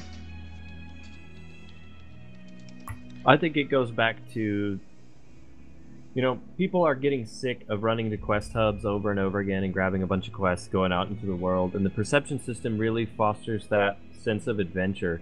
You know, if you were going to, you know, you're not going to want to go to a quest hub, get a bunch of tasks, and then go out and set off on your grand adventure. You want to go out on your own and make your own adventure and find things that interest you, and then go take on those challenges. And this perception system is going to be a perfect way to make that happen, as well as it also goes back to class interdependence, because if certain classes can identify certain things or pick up on something that another class couldn't, it gives a whole nother sense of value to your class that you're playing. Yep. True. Lex? I'm excited for the perception system because I'm one of those players where I get distracted by shiny things. Exactly. Yeah, I know. I'm like a raven in freaking MMOs. Or a raccoon. But here's the thing, because I get distracted by shiny objects. Or a magpie. Or yeah, magpie, whatever bird it is. But that means my chances of a crazy adventure go up. I could see my wife, myself, a couple of my friends going through Black Dagger Keep, and all of a sudden, like, she notices a door is open. That's, as far as I'm concerned, is locked. So she can open it. And all of a sudden, we go down a whole different path. Maybe we die. Maybe we get by the skin of our teeth. Maybe it turns out to be not a whole lot of anything. Yeah. The whole time, I'm sitting there going, ooh, something shiny. Let's go. Yeah, no, true. Potential for more adventure. Yep. Which I don't sit there and go, it's one more thing I gotta do. It's one more thing out there that might happen. Like, get crazy. Do it. True. Yeah. So, Diamond, your take? It's got potential to do a lot of good things, and like they were talking about in chat just a minute ago, it's going to have trolls, but you only have to worry about them in the beginning, because after time you're going to know who's doing that, and you pretty much just stop grouping with them. Yeah. But yeah, true. I'm just excited to see what we can discover using the system. It just gives you, you know, that feel of like. You want to go venture. You want to find some of these things, you know. You in real life, you go out and you adventure every day. You meet new people in a bar, in a supermarket, and you engage in chat and everything. And it's no different with the perception system. I am really sick and tired of having an exclamation mark on top of of an NPC's head, or a question mark, or this, that, and the other, and just going from one NPC to the other. While that was kind of easier to get a hold. You know, I used to do every quest there was in EverQuest 2. I used to do every quest. Doesn't matter how low it was or anything. I did all the quests. So it was good to know. Okay, he's got one. He's got one. He's got one. I haven't missed one there and everything. But it gets ridiculous after time. You know, it's just getting really stupid. If they did a system like that, it would have to make sense. Yeah, I expect to get my. Speaking of picking up all the quests all the time, one thing I hate and I hope they do not do here is daily quests. Yeah. Yeah. No, My God, I hate those things. Yep. But That's the one stupid good thing crap. is that with this perception system is they can actually add content anytime they want. Just throw little cookies out in the world. Yep. True. And the thing Very is, true. to get back onto what my thought was, if they were going to do a really cool job, especially in cities, towns and everything, where did you used to get your information for, you know, quests or something going on? Rumors in taverns.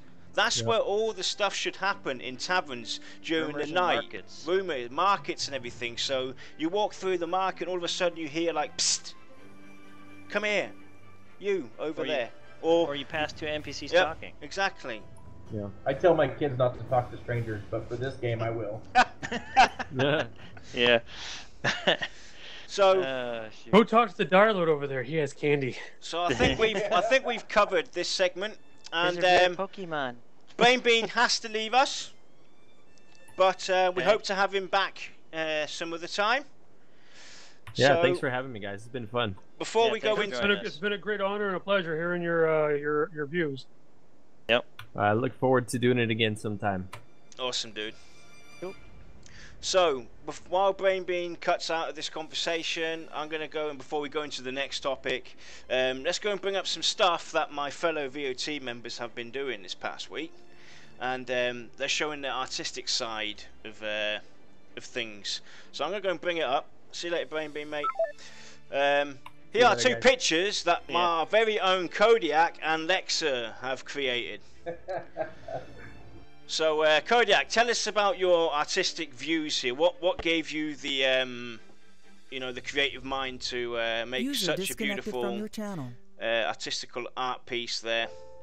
Well, it just goes back to the reason why you have Starstruck over your name. Last week when Brad came at our chat channel, you were like, and you didn't even know, what to say or whatever because you're in love with So him. is that a groupie? So, Oh, jeez. So, Lex, what about you? Explain to us your thoughts behind it. Well, here's the thing: the way all the shirts for North American founders or hosts or whatever came to me, so that I could more efficiently ship them throughout North America. When I was packing these up, I looked at it and I was like, this is boring. I just have a shirt package.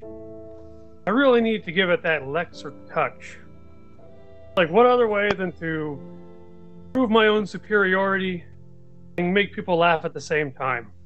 So every single person that got a shirt got a picture of a Dire Lord holding his sword up high in victory and triumphant, and then I had their character split in half. Since Dalinsia is a summoner, I also had to put that that is now a steaming pile. Okay. Thanks for your artistic note in my shirt package. You're welcome. All in good fun, guys. All in good fun. So while I quickly do a few adjustments here. I will go ahead and do the disclaimer real quick. Ladies and gentlemen, thank you for joining the Voice of the Terminus show where we talk about Pantheon, Rise of the Fallen. The devs do follow us, they do watch our show, and they watch us closely. We come here to discuss speculation, opinions, ideas, our experiences from different various MMOs. Yes, we do bring up EverQuest a lot because that's where Brad is kind of bringing the vision forth for Pantheon, is the old social aspects. And if you read some articles, he always goes back to that where he misses that feel where the world's important. It brings players together and you work together to overcome the challenges. So he misses that as well. And he's not trying to build a WoW killer or anything like that. He's just trying to bring those of us who experience that, who want to feel that again about our MMOs and the games that we like to play. Good on them. But We do a lot of speculation here. We throw ideas, basically like theory crafting or brainstorming, you could call it, where we throw out our opinions and ideas. And we welcome you to come on the show, join us to throw out your opinions, your ideas. Some of you may disagree with some of our ideas. Bring it on the show. Show us the positive aspect of why you don't, agree with something. Please. But ultimately, we speculate. So this is not going into the game, some of the stuff we're discussing, but Howard, today's Pantheon Diffrence, that is stuff that's going to be actually implemented in the game, that they're wanting to implement into the game. So there's not a whole lot of speculation there, but however, some of the things we talk about, like classes, races, what we like to see, or our perception of the systems and how they're going to work and mesh together, those are speculation. So just remember that. We're speculating. We don't have all the answers to the game. We were mistaken for devs at one time when we first started the show, but I think a lot of folks now realize that we're not devs. We're just out there. We're fans. We want to see Visionary Realms succeed. And if you've pledged to this game and you enjoy MMOs and you made a contribution of $100, $50, $10,000, $20,000, if you're a VIP, I think you really should pay attention and help Visionary Realms promote the game. We're not trying to overhype it. We've pledged money, and that's why we're talking about this game, because we want it to succeed. We want to bring the game to fruition. That's why we're supporting it. We're not a bunch of fanboys here. So remember, ultimately, we're invested. We want to see this game succeed. So you basically touched on the next topic we can actually go into, is being invested. What that actually means. The idea behind this discussion is, if you've pledged, basically, you pledge to a game, you invest. You're investing in their vision, their idea, and some people seem to misunderstand the concept behind it, what these guys are trying to do, and what we as a community and as investors or people that have pledged, what our general goal should be as well. Because $100 or $1,000 or whatever, $10,000 isn't easy money nowadays. It is not. So ultimately, guys and gals out there, if you've pledged to this, definitely, keep a positive aspect. I mean, obviously, we've all been burned by the crappy, early to play games and buy into the alpha stage, and you've lost, 50, 60, $100. We all have done it. I'm sure there's, I'm sure maybe one or two people can say, oh, I never did that. But ultimately, we've all been burned by that, and that's what we're saying is, if you invested money, show constructive feedback, show constructive criticism, be positive, work with the developers, help them understand the ideas that you might see so they can either say, hey, yeah, that will work, or no, that's not going to work. But ultimately, you've put money on this. So, yeah, we've put money on this, and we're not going to hold back and say, no, we haven't. So, yeah, we are going to talk about this game because we put money on it. I mean, a good experience, good examples, I invested in EverQuest Next. As a Trailblazer, $100, $200 actually when you start including my wife and any of my kids I might put into this. You've invested $400, $500, $600 as a family. So remember, we're not here just fanboying and hyping the game just for shits and giggles. We're actually here because we've pledged money to it. We like the vision where Brad McQuaid and Visionary Realms and the team is going. So we're going to give them the 100% support from our end. And if you disagree with that, then so be it. That's your opinion. But ultimately, we're going to give them the love. We're going to shower them with love because we've invested money. And that's well-spent money that we think and we believe in. So please, if you pledge, take a positive spin to it, help them out. And come on the show, join us. Come on the show. If I can kind of jump in here. And pledge. Yeah, please. Okay, I'm really not trying to make anybody angry. I don't care enough to really try to push my views, because I understand my views are mine, yours are yours, kind of things. I'm claiming that right now. I'm not trying to piss anybody. But if you go ahead and you pledge, or so far that you're a VIP, and you end up being a venomous individual, or like I call them crybabies, all you're really doing is hurting yourself and hurting the game that you obviously care about. So why wouldn't you try say, okay, I don't like this. Here's why. Instead of going, wah, wah, wah, this is crappy, blah, blah, blah, blah, blah. Okay? It just doesn't make sense. You're only hurting yourself. I mean, seriously.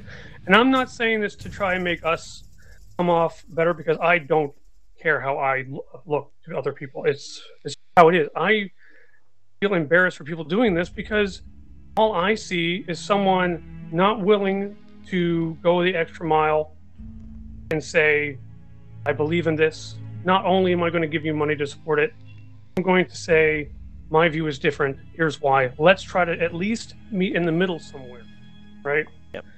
The logical thing to do. That way, there's a better chance that you're not going to lose out. They're not going to lose out. You know? And we all win. And besides all that, being venomous community. I know lots of people that don't play certain games because the community sucks. Another way to say it, the community sucks. They're vindictive, overly negative, helpful, to say the least. And now, 3 or 4 years later, those games are dead, gone. Okay? So, if you, like, and I'll use an in-game example here. Someone asks, how do I do this? And you go, oh, you know, you're a freaking noob, blah, blah, blah, blah, blah. Right there, you've made that person not feel like he's welcome in the game. Doesn't want. It's the exact same thing here. You just lost a player for the game. You lost the game money. Possibly even more players because of his friends. He's going to tell him it's garbage. Yep. And if you're that kind of person that just has to make fun of him, just talking negative about it is basically just like throwing your money in the wind. Yeah. Being So negative you might as well only, be positive, only and that creates way negativity. you can, get more people, get more investment, get more everything, and that way you can see the game succeed. And plus, Yeah, you know, that's it's what too. That's It's, what I was going to bring up. Us as donators, investors, whatever you want to call it, we want like they were saying, we want the game to succeed. If we're talking to a general audience, why are we going to downplay the game? That's Exactly. counterproductive. We want people interested. Yep. and plus, And there's places to downplay the game, and a general forum like this wouldn't be one right now. and the thing is, No. it's too early. All we've been seeing, you know, especially us, we've been speculating a lot on all the stuff and everything. That's all we can do at the moment. We can't critique, you know, give crucial feedback and critique the game, you know, constructively until we have hard evidence on the final product or on the final concept they're going to go behind the system. If we start critiquing something now, it makes no sense because it's still not set in stone. It's not finalized, Silly. and they have said it time and time again. When alpha, beta, etc. start, and the systems are put in play that they want people to test, they want them to test it. That's when we give the feedback, and they can then go and either toss a complete system, or change it, or modify it, etc. Because nothing is set in stone. So to start giving real critique and downplay certain ideas and talk about the possibilities of what could be bad without seeing anything makes absolutely no sense. Yeah. But anyways, with that being said, everybody, if you're a pledger, keep positive. Focus on the game releasing, because that's ultimately get to the alpha stages to play and actually test it. Yep. But we don't want to beat a dead horse in the mouth and stuff, so we'll move along. But hey, we're not saying negative constructive criticism is bad, but however, bring it in a positive way and bring a suggestion to help out VR when it comes down to that time. So anyways, with that ado, what are we rolling to next? Pick a topic. We have... Wait, I'll pick it. You ready? Here we go. Dun, dun, dun, dun. Can you see it? Is it good on camera? Did I get it right? It's shiny. It's shiny. Shiny? Yep. Oh shoot, is it too bright? Sorry, back it up. That's still too shiny, dude. It's just the angle. Yeah. There you go. There you go. Too shiny. You can move it forward now. Okay, so we got these mugs in. The first 12 arrived for the Crusader. I'm holding up now, and now I'm going to show you the Dire Lord. Good angle? Yep. Alright, awesome. So we do have like them in, that one folks. We're not BSing you. We've had some people out there thinking that we're going to steal your money and take it. I've actually already shipped some out. So it is to support the show and support VR. So please, if you want a cool mug, a Voice of Terminus mug, go on to your pre-orders. We have them in store right now, and slowly we're getting more stuff. So go to the store. So with that, we can get into the other part of the VOT store agreement we have with Leksur. So, Dow, any additions this week? Any additions to the store? Yeah. Let's see. Orders. Is it just? Oh yes. Yes, we did have 3 more pre-orders coming. So Lex is now at 5 because last week he forgot. He's actually and at he 6 now. He should be 6. Okay, 6. So we're going to add actually 7 to that because last week he didn't say anything, and you know he silently let it go, and we finished the show without him drinking. He skipped out. So he skipped out. So we're going to have to add another bonus one. So Lexa has an agreement with us basically for every pre-order that you, the community, do and everything to help support us and VR and everything, show your love with all the cool swag. Lex has agreed for every order that comes in, for every item, he will drink a shot of pure lemon juice or whatever it is. There you go. And now we have 7. So here we go, guys. Number 1.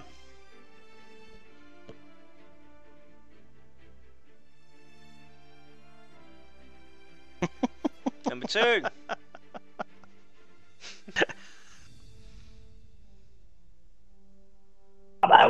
He's still alive. Every second one. He elected to do this to himself, everybody. Yep. This is the greatest part about it. Number We 3? didn't force him into anything. Next week you should change it to something else that he has to drink. Tabasco sauce or something, or hot sauce. Yeah. Number 4. With a shot of lemon juice. Yeah, exactly. Yes, What do I have to do? Good one. That's Soy number 4. sauce You're up would to be number good. 5 now, dude. Number 5 incoming. Woo! That's number 5. 2 more to go. Ooh, 2 more to 2 go. more. He can do it. He can do it. Come on, man. Make sure your pre-orders are individual items. Yeah, all each item separately, and we'll just get it to you in one package. And the last one for being a quiet sport last week, number 7. Number 7. Toss that one in the eye. Drink it like a Brit in the eye. There you have it. So that's a bit of fun. Yes. Awesome. He's our hero. He's the Dire Lord.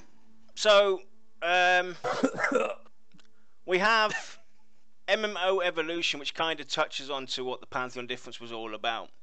They're trying to, you know, bring it in, add different things towards it. Thanks for doing that. You're a great sport, Lex.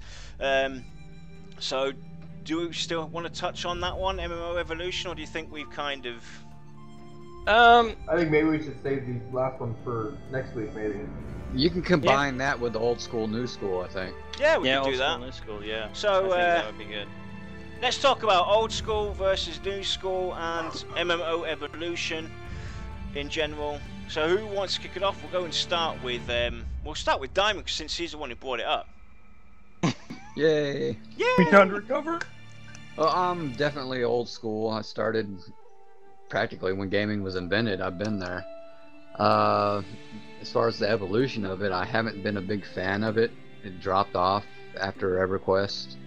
You know, WoW was okay during vanilla. I didn't like the cartoon look of it.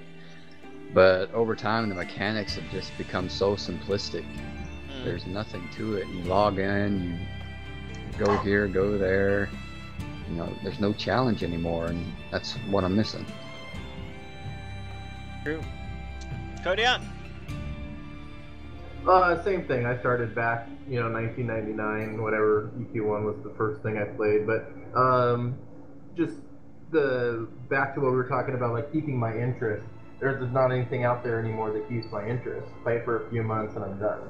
So that's why I want to get back to the old school or the EP1 style game where it's more immersive, with friends and stuff like that, relationships.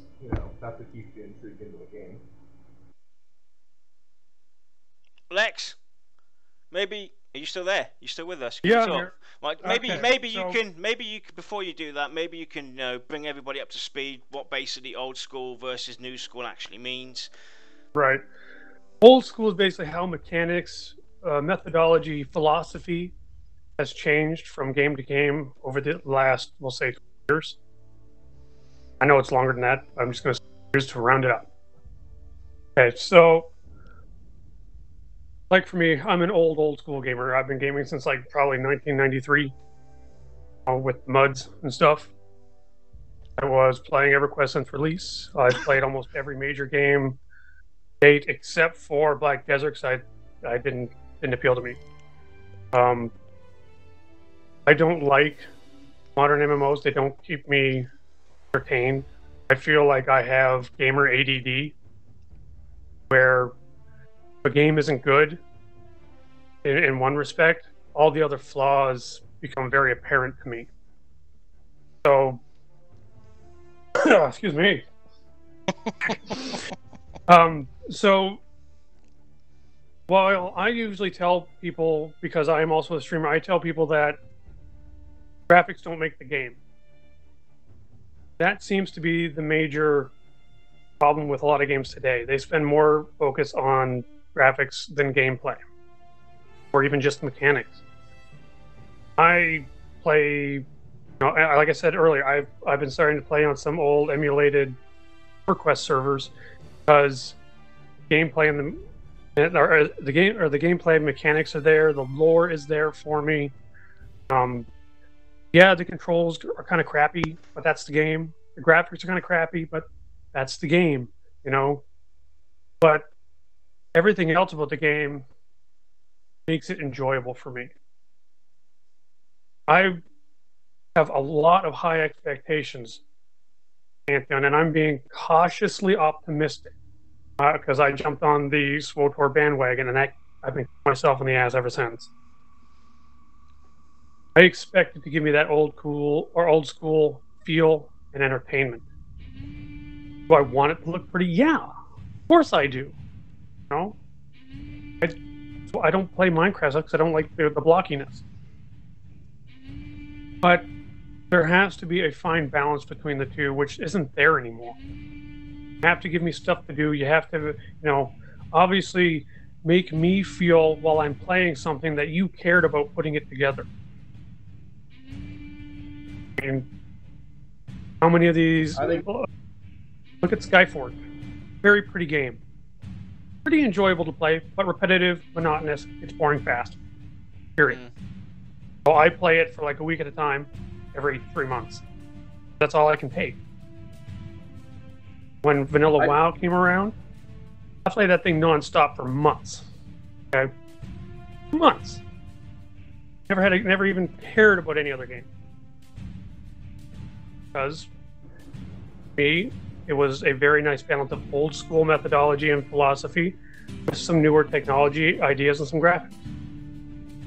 Not what I want out of I think it really just comes down to the social aspect. I mean, that's one of the reasons why I played ET1 for so long, is for 5+ years, is because of the friends that I had made, the guild I was in, the content, the lore, the immersiveness, the whole shebang.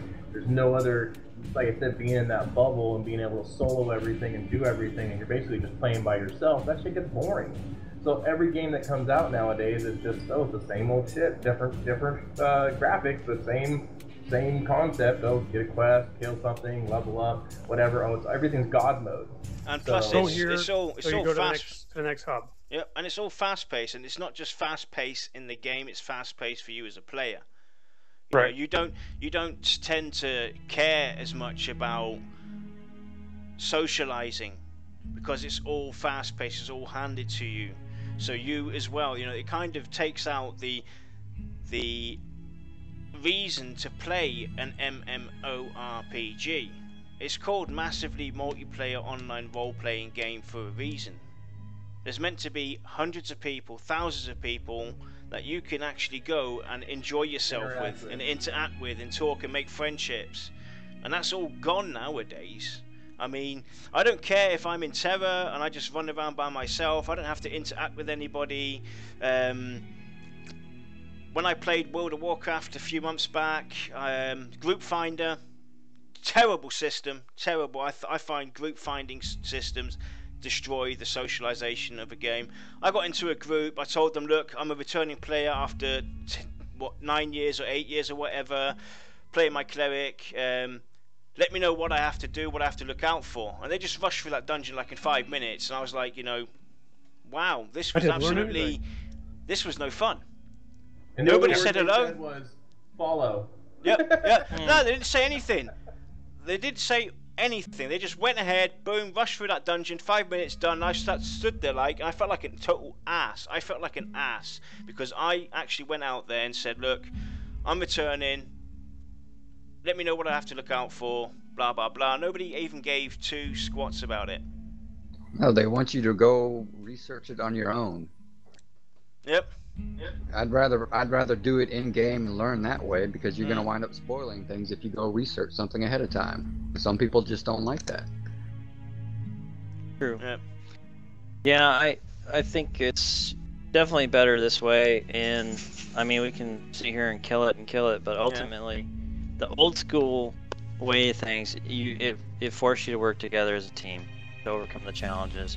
And I think that's what a lot of us miss, because really you just race through the games now. You miss a lot of content. You can have the ultimate and most beautiful graphics in the world, but if you don't have an immersive story where you suck me into where I actually pay attention to the story, I read the quest, I read the lore, I really actually want to work toward the end goal here, I mean, you don't have anything if you don't do get that. out of your bubble.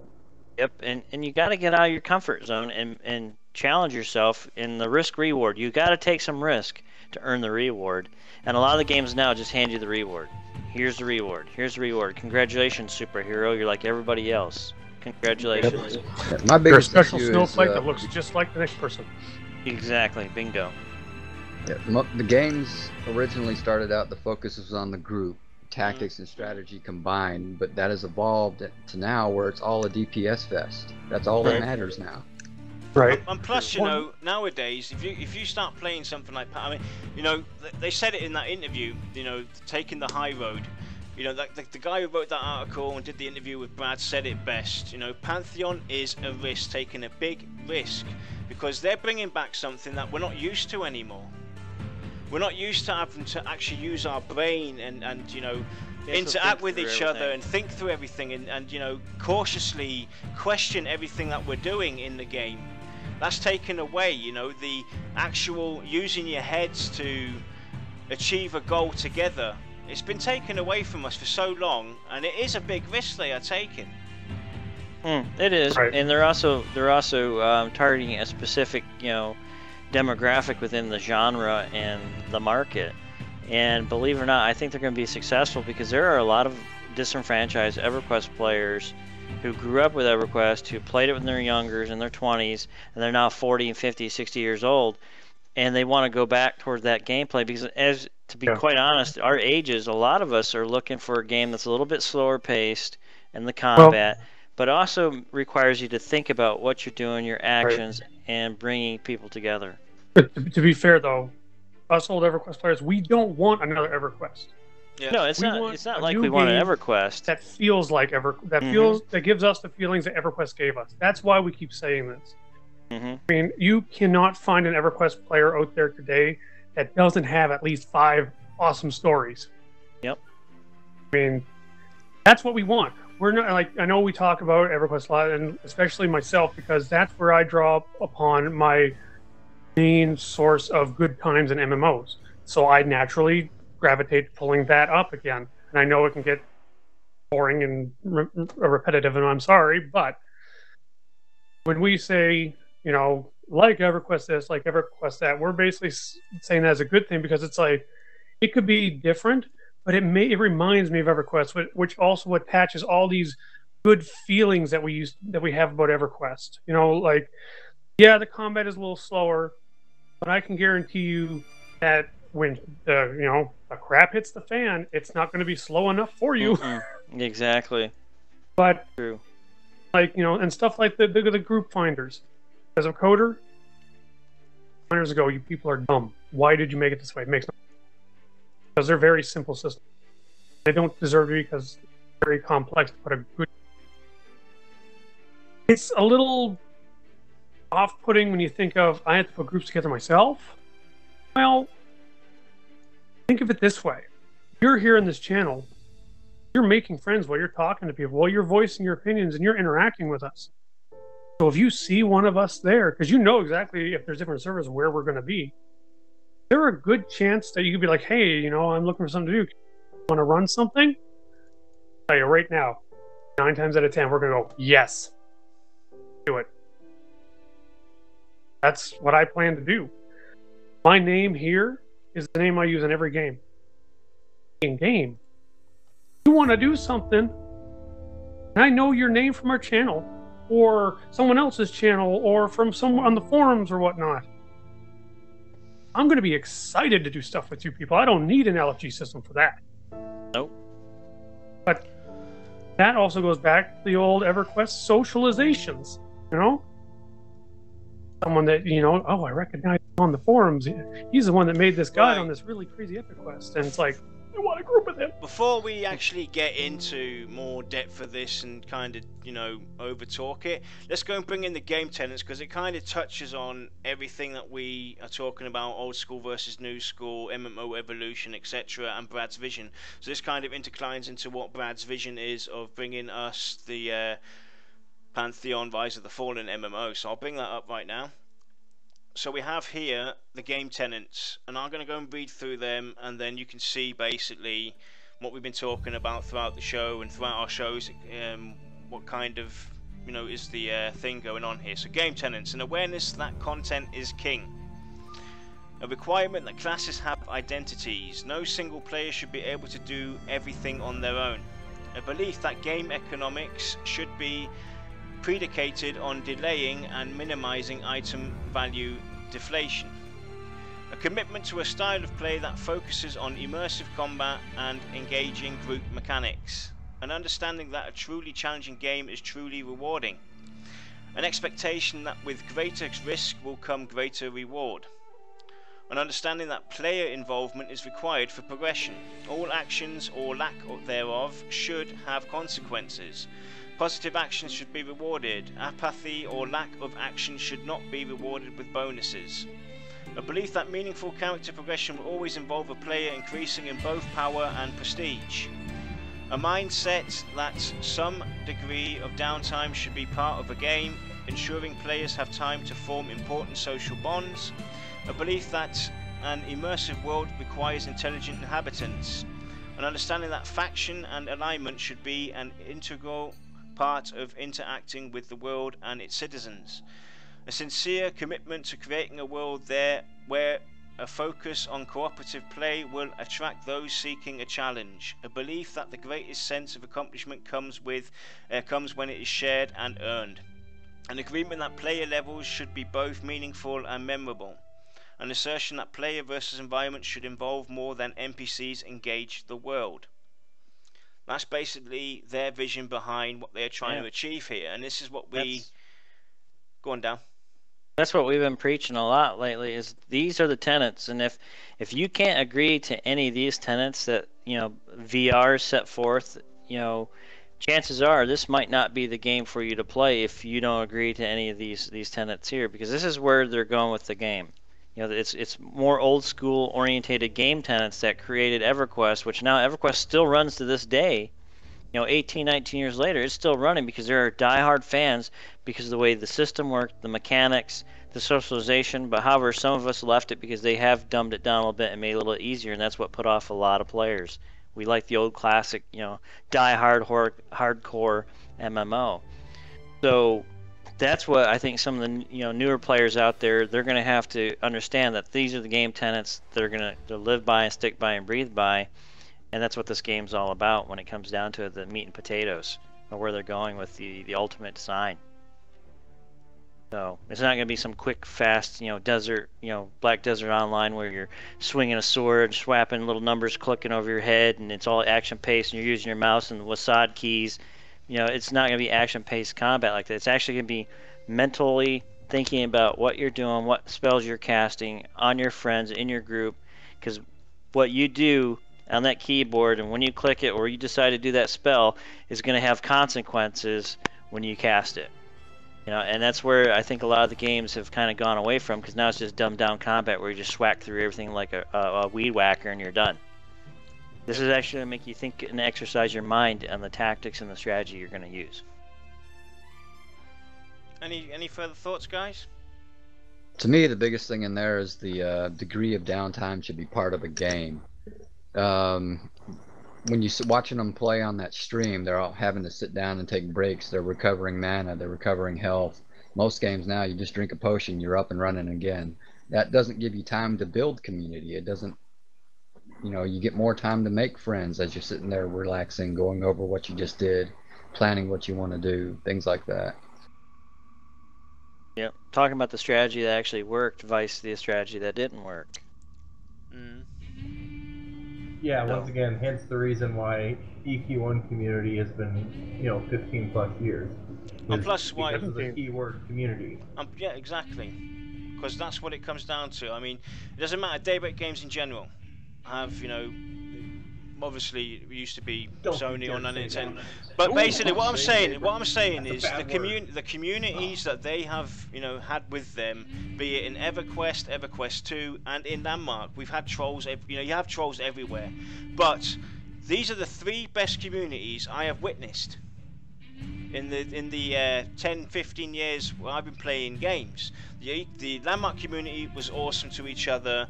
The EverQuest 2 community was fabulous, and from your experiences in EverQuest, the community in EverQuest was also. And it's hard to come by these communities in other games. You don't have this family.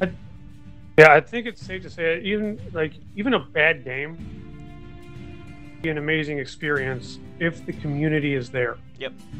Whenever a new game comes out, for the first week or 2, it's all about just a game for me.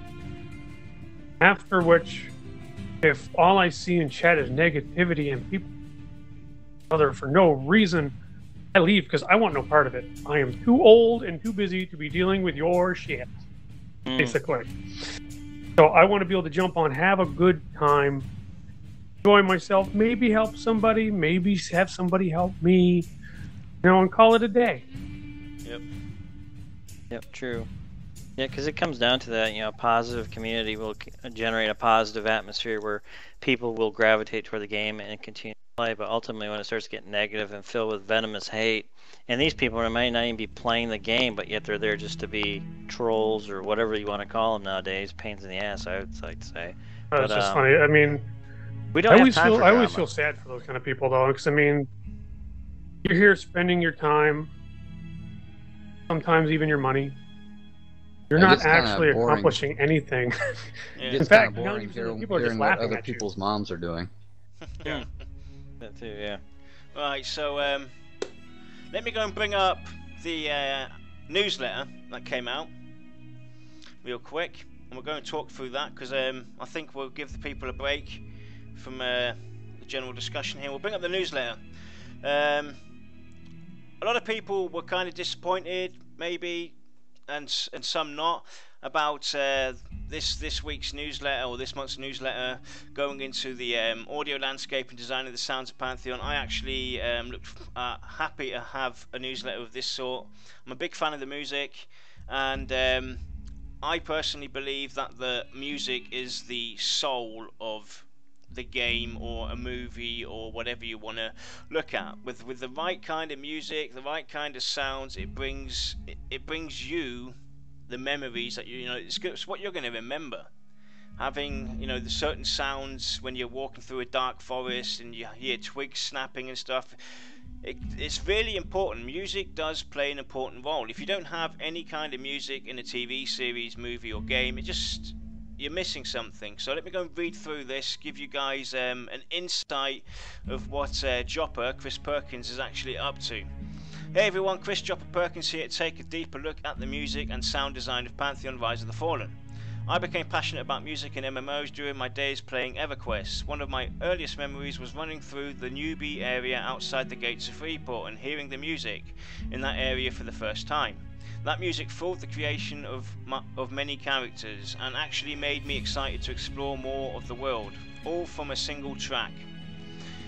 It was a dream of mine not only to work on these kind of games, but perhaps one day to compose the music for them, which would hopefully have the lasting effect on others as the music in my favourite MMOs had on me. That dream became a reality when I joined the Pantheon team as a music composer in 2014. Now as the creative director, music composition and sound design is still one of my chief roles and I take it very seriously. That's just basically part of the article. You can read through it on their website and everything.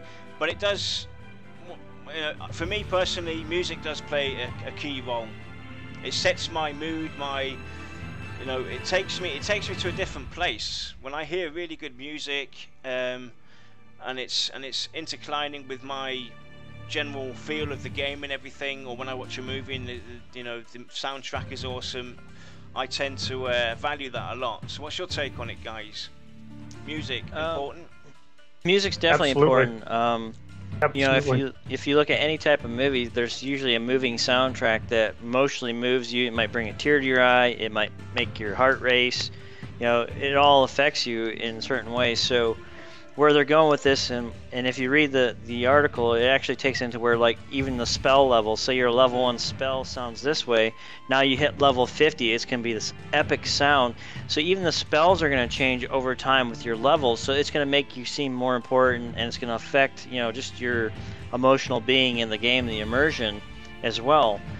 So yeah, definitely music's a very important part to build the drama, the dramatic, outtakes, intakes. I mean, just the action. I mean, just it really brings the immersion to life. Music is definitely important. Yeah, the music could make or break a movie. I don't see why it wouldn't be the same with the video game. Yeah, true. Very I true. mean, there are still times where I hear the EverQuest theme, Dun-dun, and I still smile. dun-dun, yeah, I don't even realize I'm doing it. I'm just like, dun-dun. Jaws. yep. See? I mean, it's an identifier, and I would just love to actually get to speak to Chris Perkins and see where he gets his influences from, composer-wise, because I'm sure he takes, I'm sure he listens to a lot of other composers. I'd like to see where he got his inspirations from, like Hans Zimmer or Thomas Newman, Trevor Rabin, John Williams, Michael Mancini. There's so many great composers out there, and I actually do enjoy, and I can't wait to see them or him release more. And as you can see on the picture here, I know a bit about music myself. I used to have a band and everything, and you can see on the picture there, basically grabbing sound bits is actually a lot of work. He seems to have a wooden floorboard there with a few twigs on top, and yes, he's have a wood, a hammer on there. So he's obviously trying to, get a wood cracking sound or something done. It is a very long, steep process trying to get that right sound. They even go out into the nature and mess around with grass and add bits, stretch salts and stuff like that to get that significant sound that they really need. So it is a lot of work, and I like the way they're going. Lol, wedding singer? Nah, dude, not me. Wedding singer. So, but go on. Yeah, it's cool, man. That's gonna be cool. I think this is a whole new twist, because I think most of the games still continue to keep the same sound effects throughout the spells, and even EverQuest did the same. So this will be a whole new twist too, to bring the immersion. Definitely. I mean, it's a good idea. And in other news towards Visionary Realms, that's why the newsletter got delayed a day, is they appointed David Reitman to the board of directors. 20-year veteran Reitman also provided mentorship and guidance to the studio as it relates to business development and industry relations. So welcome aboard, Mr. Reitman.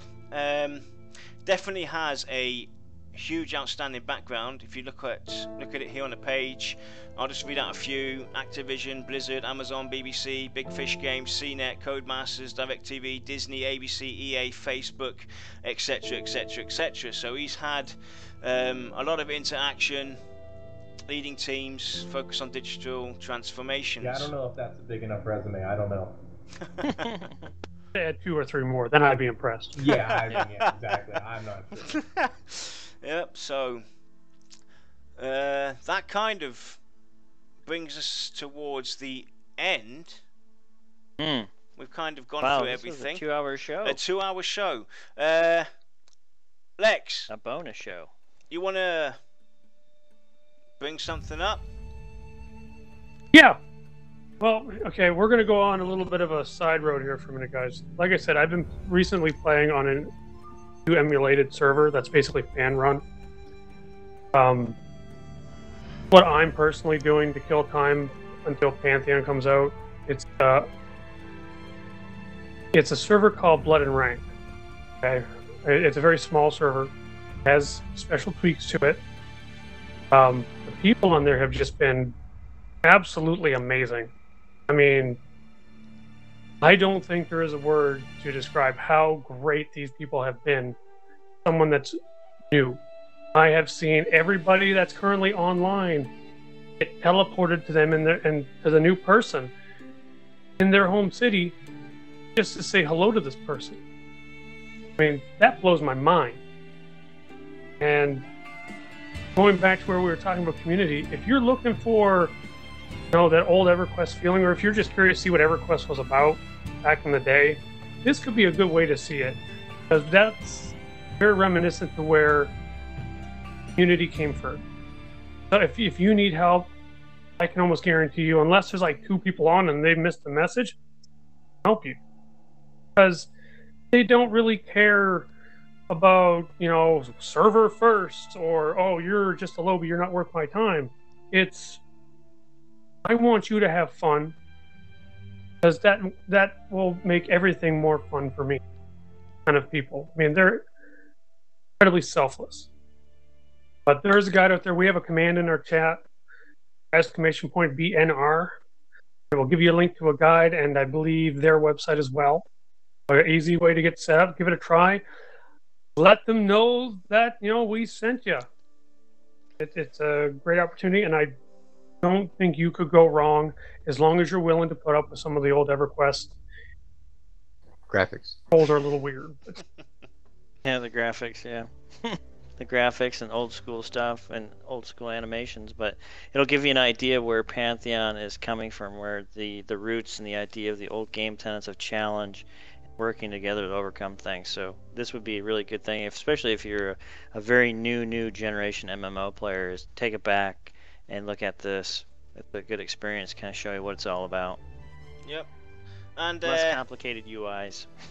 One thing we forgot to talk about as well. I mean, it's been on the stream the whole entire time, but for everybody that has just basically tuned in, or tuned in an hour ago or so, we have a competition going. It's on till the 18th of August. Go to Pantheon-VOT.com/contest to find out all the details about it. You can win one of 2 Knights pledges. And what we want you to do is write a story about the 4 main VOT guys, being Dalinsia, Leksur, Kodiack, and myself. You can add 2, fictional characters, or yourself and a friend or whatever into the group. You can just take us 4 on an adventure and write up a nice, cool story. I would also suggest you go to Twitter and see what people's favourite death scenes are for Leksur. Check it out. Give it a shot. Even if you're not a a fantastic writer, try it out anyway. If you want to maybe have a chance to win a Knight's pledge. Yeah, definitely get involved. I mean, these are 2 Knight's pledges, man. They're $100 value each. So that's $200 in prizes we're giving away. So here's your opportunity to be able to get into the game and play it and have a copy for a friend as well. So I would seriously take a look at this contest. Go to our website and sign up. Yep. So we're going to the closing statements part, because I think it's time. I think 2 hours. I think we talked everybody to death. 2 hours long. Listen to us mumble jumble. I've got a very pretty lady waiting on me to go to dinner. So. Oh, so we'll let Leksur start off then. So your closing thoughts, dude. Go Lex. Go Lex. Go on. I think that if anything should be taken away from today's show, should be that as a gaming community, we're all dependent upon each other, if we like it or not. Discontent, you can be angry, you can be upset. Just try to be a little more, I think is the only way to really put it. Go the extra mile for someone else. Someone will go the extra mile for you. If we're all at each other's throats over really ridiculous issues, or overly vindictive to somebody new who is even just asking an innocent question, you're only hurting yourself and something you care about.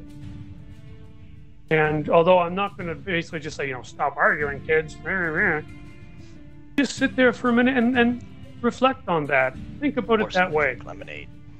You love the game. You're obviously going to put money into it. Help each other out. No, I'm not saying be nice, but just kind of be a little more understanding to it. It's going to help an amazing amount. So you're not even going to be able to. If it's just one lowly new player, feels better about themselves because they figure out how to use their kick ability. It goes a long way in the end, and anyone that can shift their perception to a more positive light, definitely going to be put it on a pedestal in my eyes, and I will be forever grateful for anyone helping to make the community better. Nice. Nicely put. Diamond, you're next, mate. Oh, sorry, my Pokemon went off.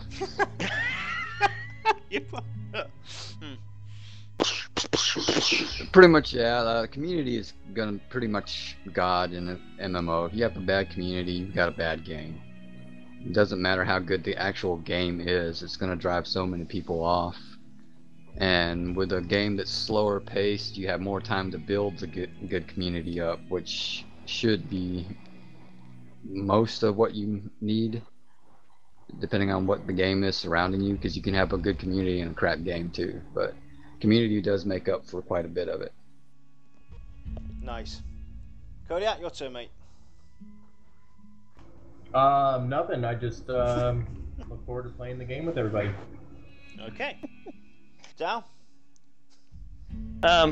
No, in all honesty, everybody out there who's pledged or who's thinking about pledging, just keep a positive attitude. The game looks really good. I recommend watching the live streams to understand what's going on. Remember, it's pre-alpha. So don't judge it by the animations, combat animations, graphics, spell effects, sound effects. This is all placeholders just to show you a working idea of where Pantheon is going and how they're trying to push it to the next level. I'm really looking forward to the game. I know that a lot of people think, that we're hyping it up, but ultimately, no, we're invested. So we're invested in this. We want to see it to fruition, and we want to see a game that the mechanics, the tenets that we love and see that Visionary Realms is bringing forth. That's what we want. That's why we're there. I mean, you don't have to pledge, but hey, if you do, hey, that's awesome, because you're going to bring this game, much sooner than what it was before. And don't be venomous. I mean, if you have a disagreement or you think you have a different opinion, I mean, we're ultimately, we're open to, you coming on our show, discussing your opinion. That's why we have different folks coming on every week, discuss Pantheon. So come on board, discuss your take on what you think, Pantheon should be, or where you see it going. I mean, that's what we're here to kind of brainstorm, give ideas, all that stuff. So keep that in mind, keep positive, and hey, it's going to be awesome. So It looked like Yarnella was going on a battle there. the ship is sinking. They need an emergency. Yeah, so... But no, with that said, though, guys and gals out there, we're not trying to hype the game. We're invested. We're just giving our general opinion, and like I said before, our disclaimer, we speculate a lot. We're throwing ideas out there. The devs have emailed us. They watch the show. They take from the information that we provide, our opinions, and the folks that we have on the show. They read our chat. So your chat's not being missed, because Twitch now does that, which is a cool thing. Yep. But yeah, keep that in mind. Keep positive. Join the forums. Donate, pledge. Bring something cool into fruition. I mean, because they need the help, they need the positive. Share videos, media, and etc. And please support our show. We got some mugs and stuff like that. Yeah, nice t-shirts. Show off your t-shirts. Show off your t-shirts, oh, yeah, guys. And the t-shirts, nice man. t-shirts. We're bringing shirts out. If you want some cool swag gear, and you want to show your support, I mean, it's going to be awesome. But if you don't have to. So with that being said, I'm going to close it up. But thanks for watching, guys, and supporting our show. Seriously. Nicely said. We're open for your opinions. Yep. And look forward to anybody that joins BNR. So we've already got a guild there, so feel free to join. And you don't have to, you don't have to be a guild member per se for the Voice of Terminus, but you can join the guild in BNR, that's for sure. Come in, hang out, grouping. Tell me that you can't wait to read How I Die. Yep. So, my closing thoughts, like Dal's already touched on, please, if you want to come and voice your opinion, give your feedback, disagree with us or whatever, come onto the show. We would love to hear, somebody else talk for a change, instead of us 4 or 5 guys that regularly do it. Everybody is welcome to come on and, voice their thoughts towards it, because, like we said, the devs do watch, and we might not pick up on something. We might talk about a certain topic, speculate about something. We might not catch what you guys say in chat. So come onto the show and join us. We would love to engage and have further thoughts, brainstorm ideas with each other, and anybody is welcome. And with that, guys, thanks for supporting us and watching the show. 2 hours is a long time, and we hope to see you next Thursday. This far, that's awesome. Yep. You're definitely a fan. Yep. So with that, guys, thanks for watching, and we will see you next week, next Thursday, 4 PM. Looking forward to it. Say goodbye, guys. Bye, everybody. See you guys later. Bye-bye. See ya.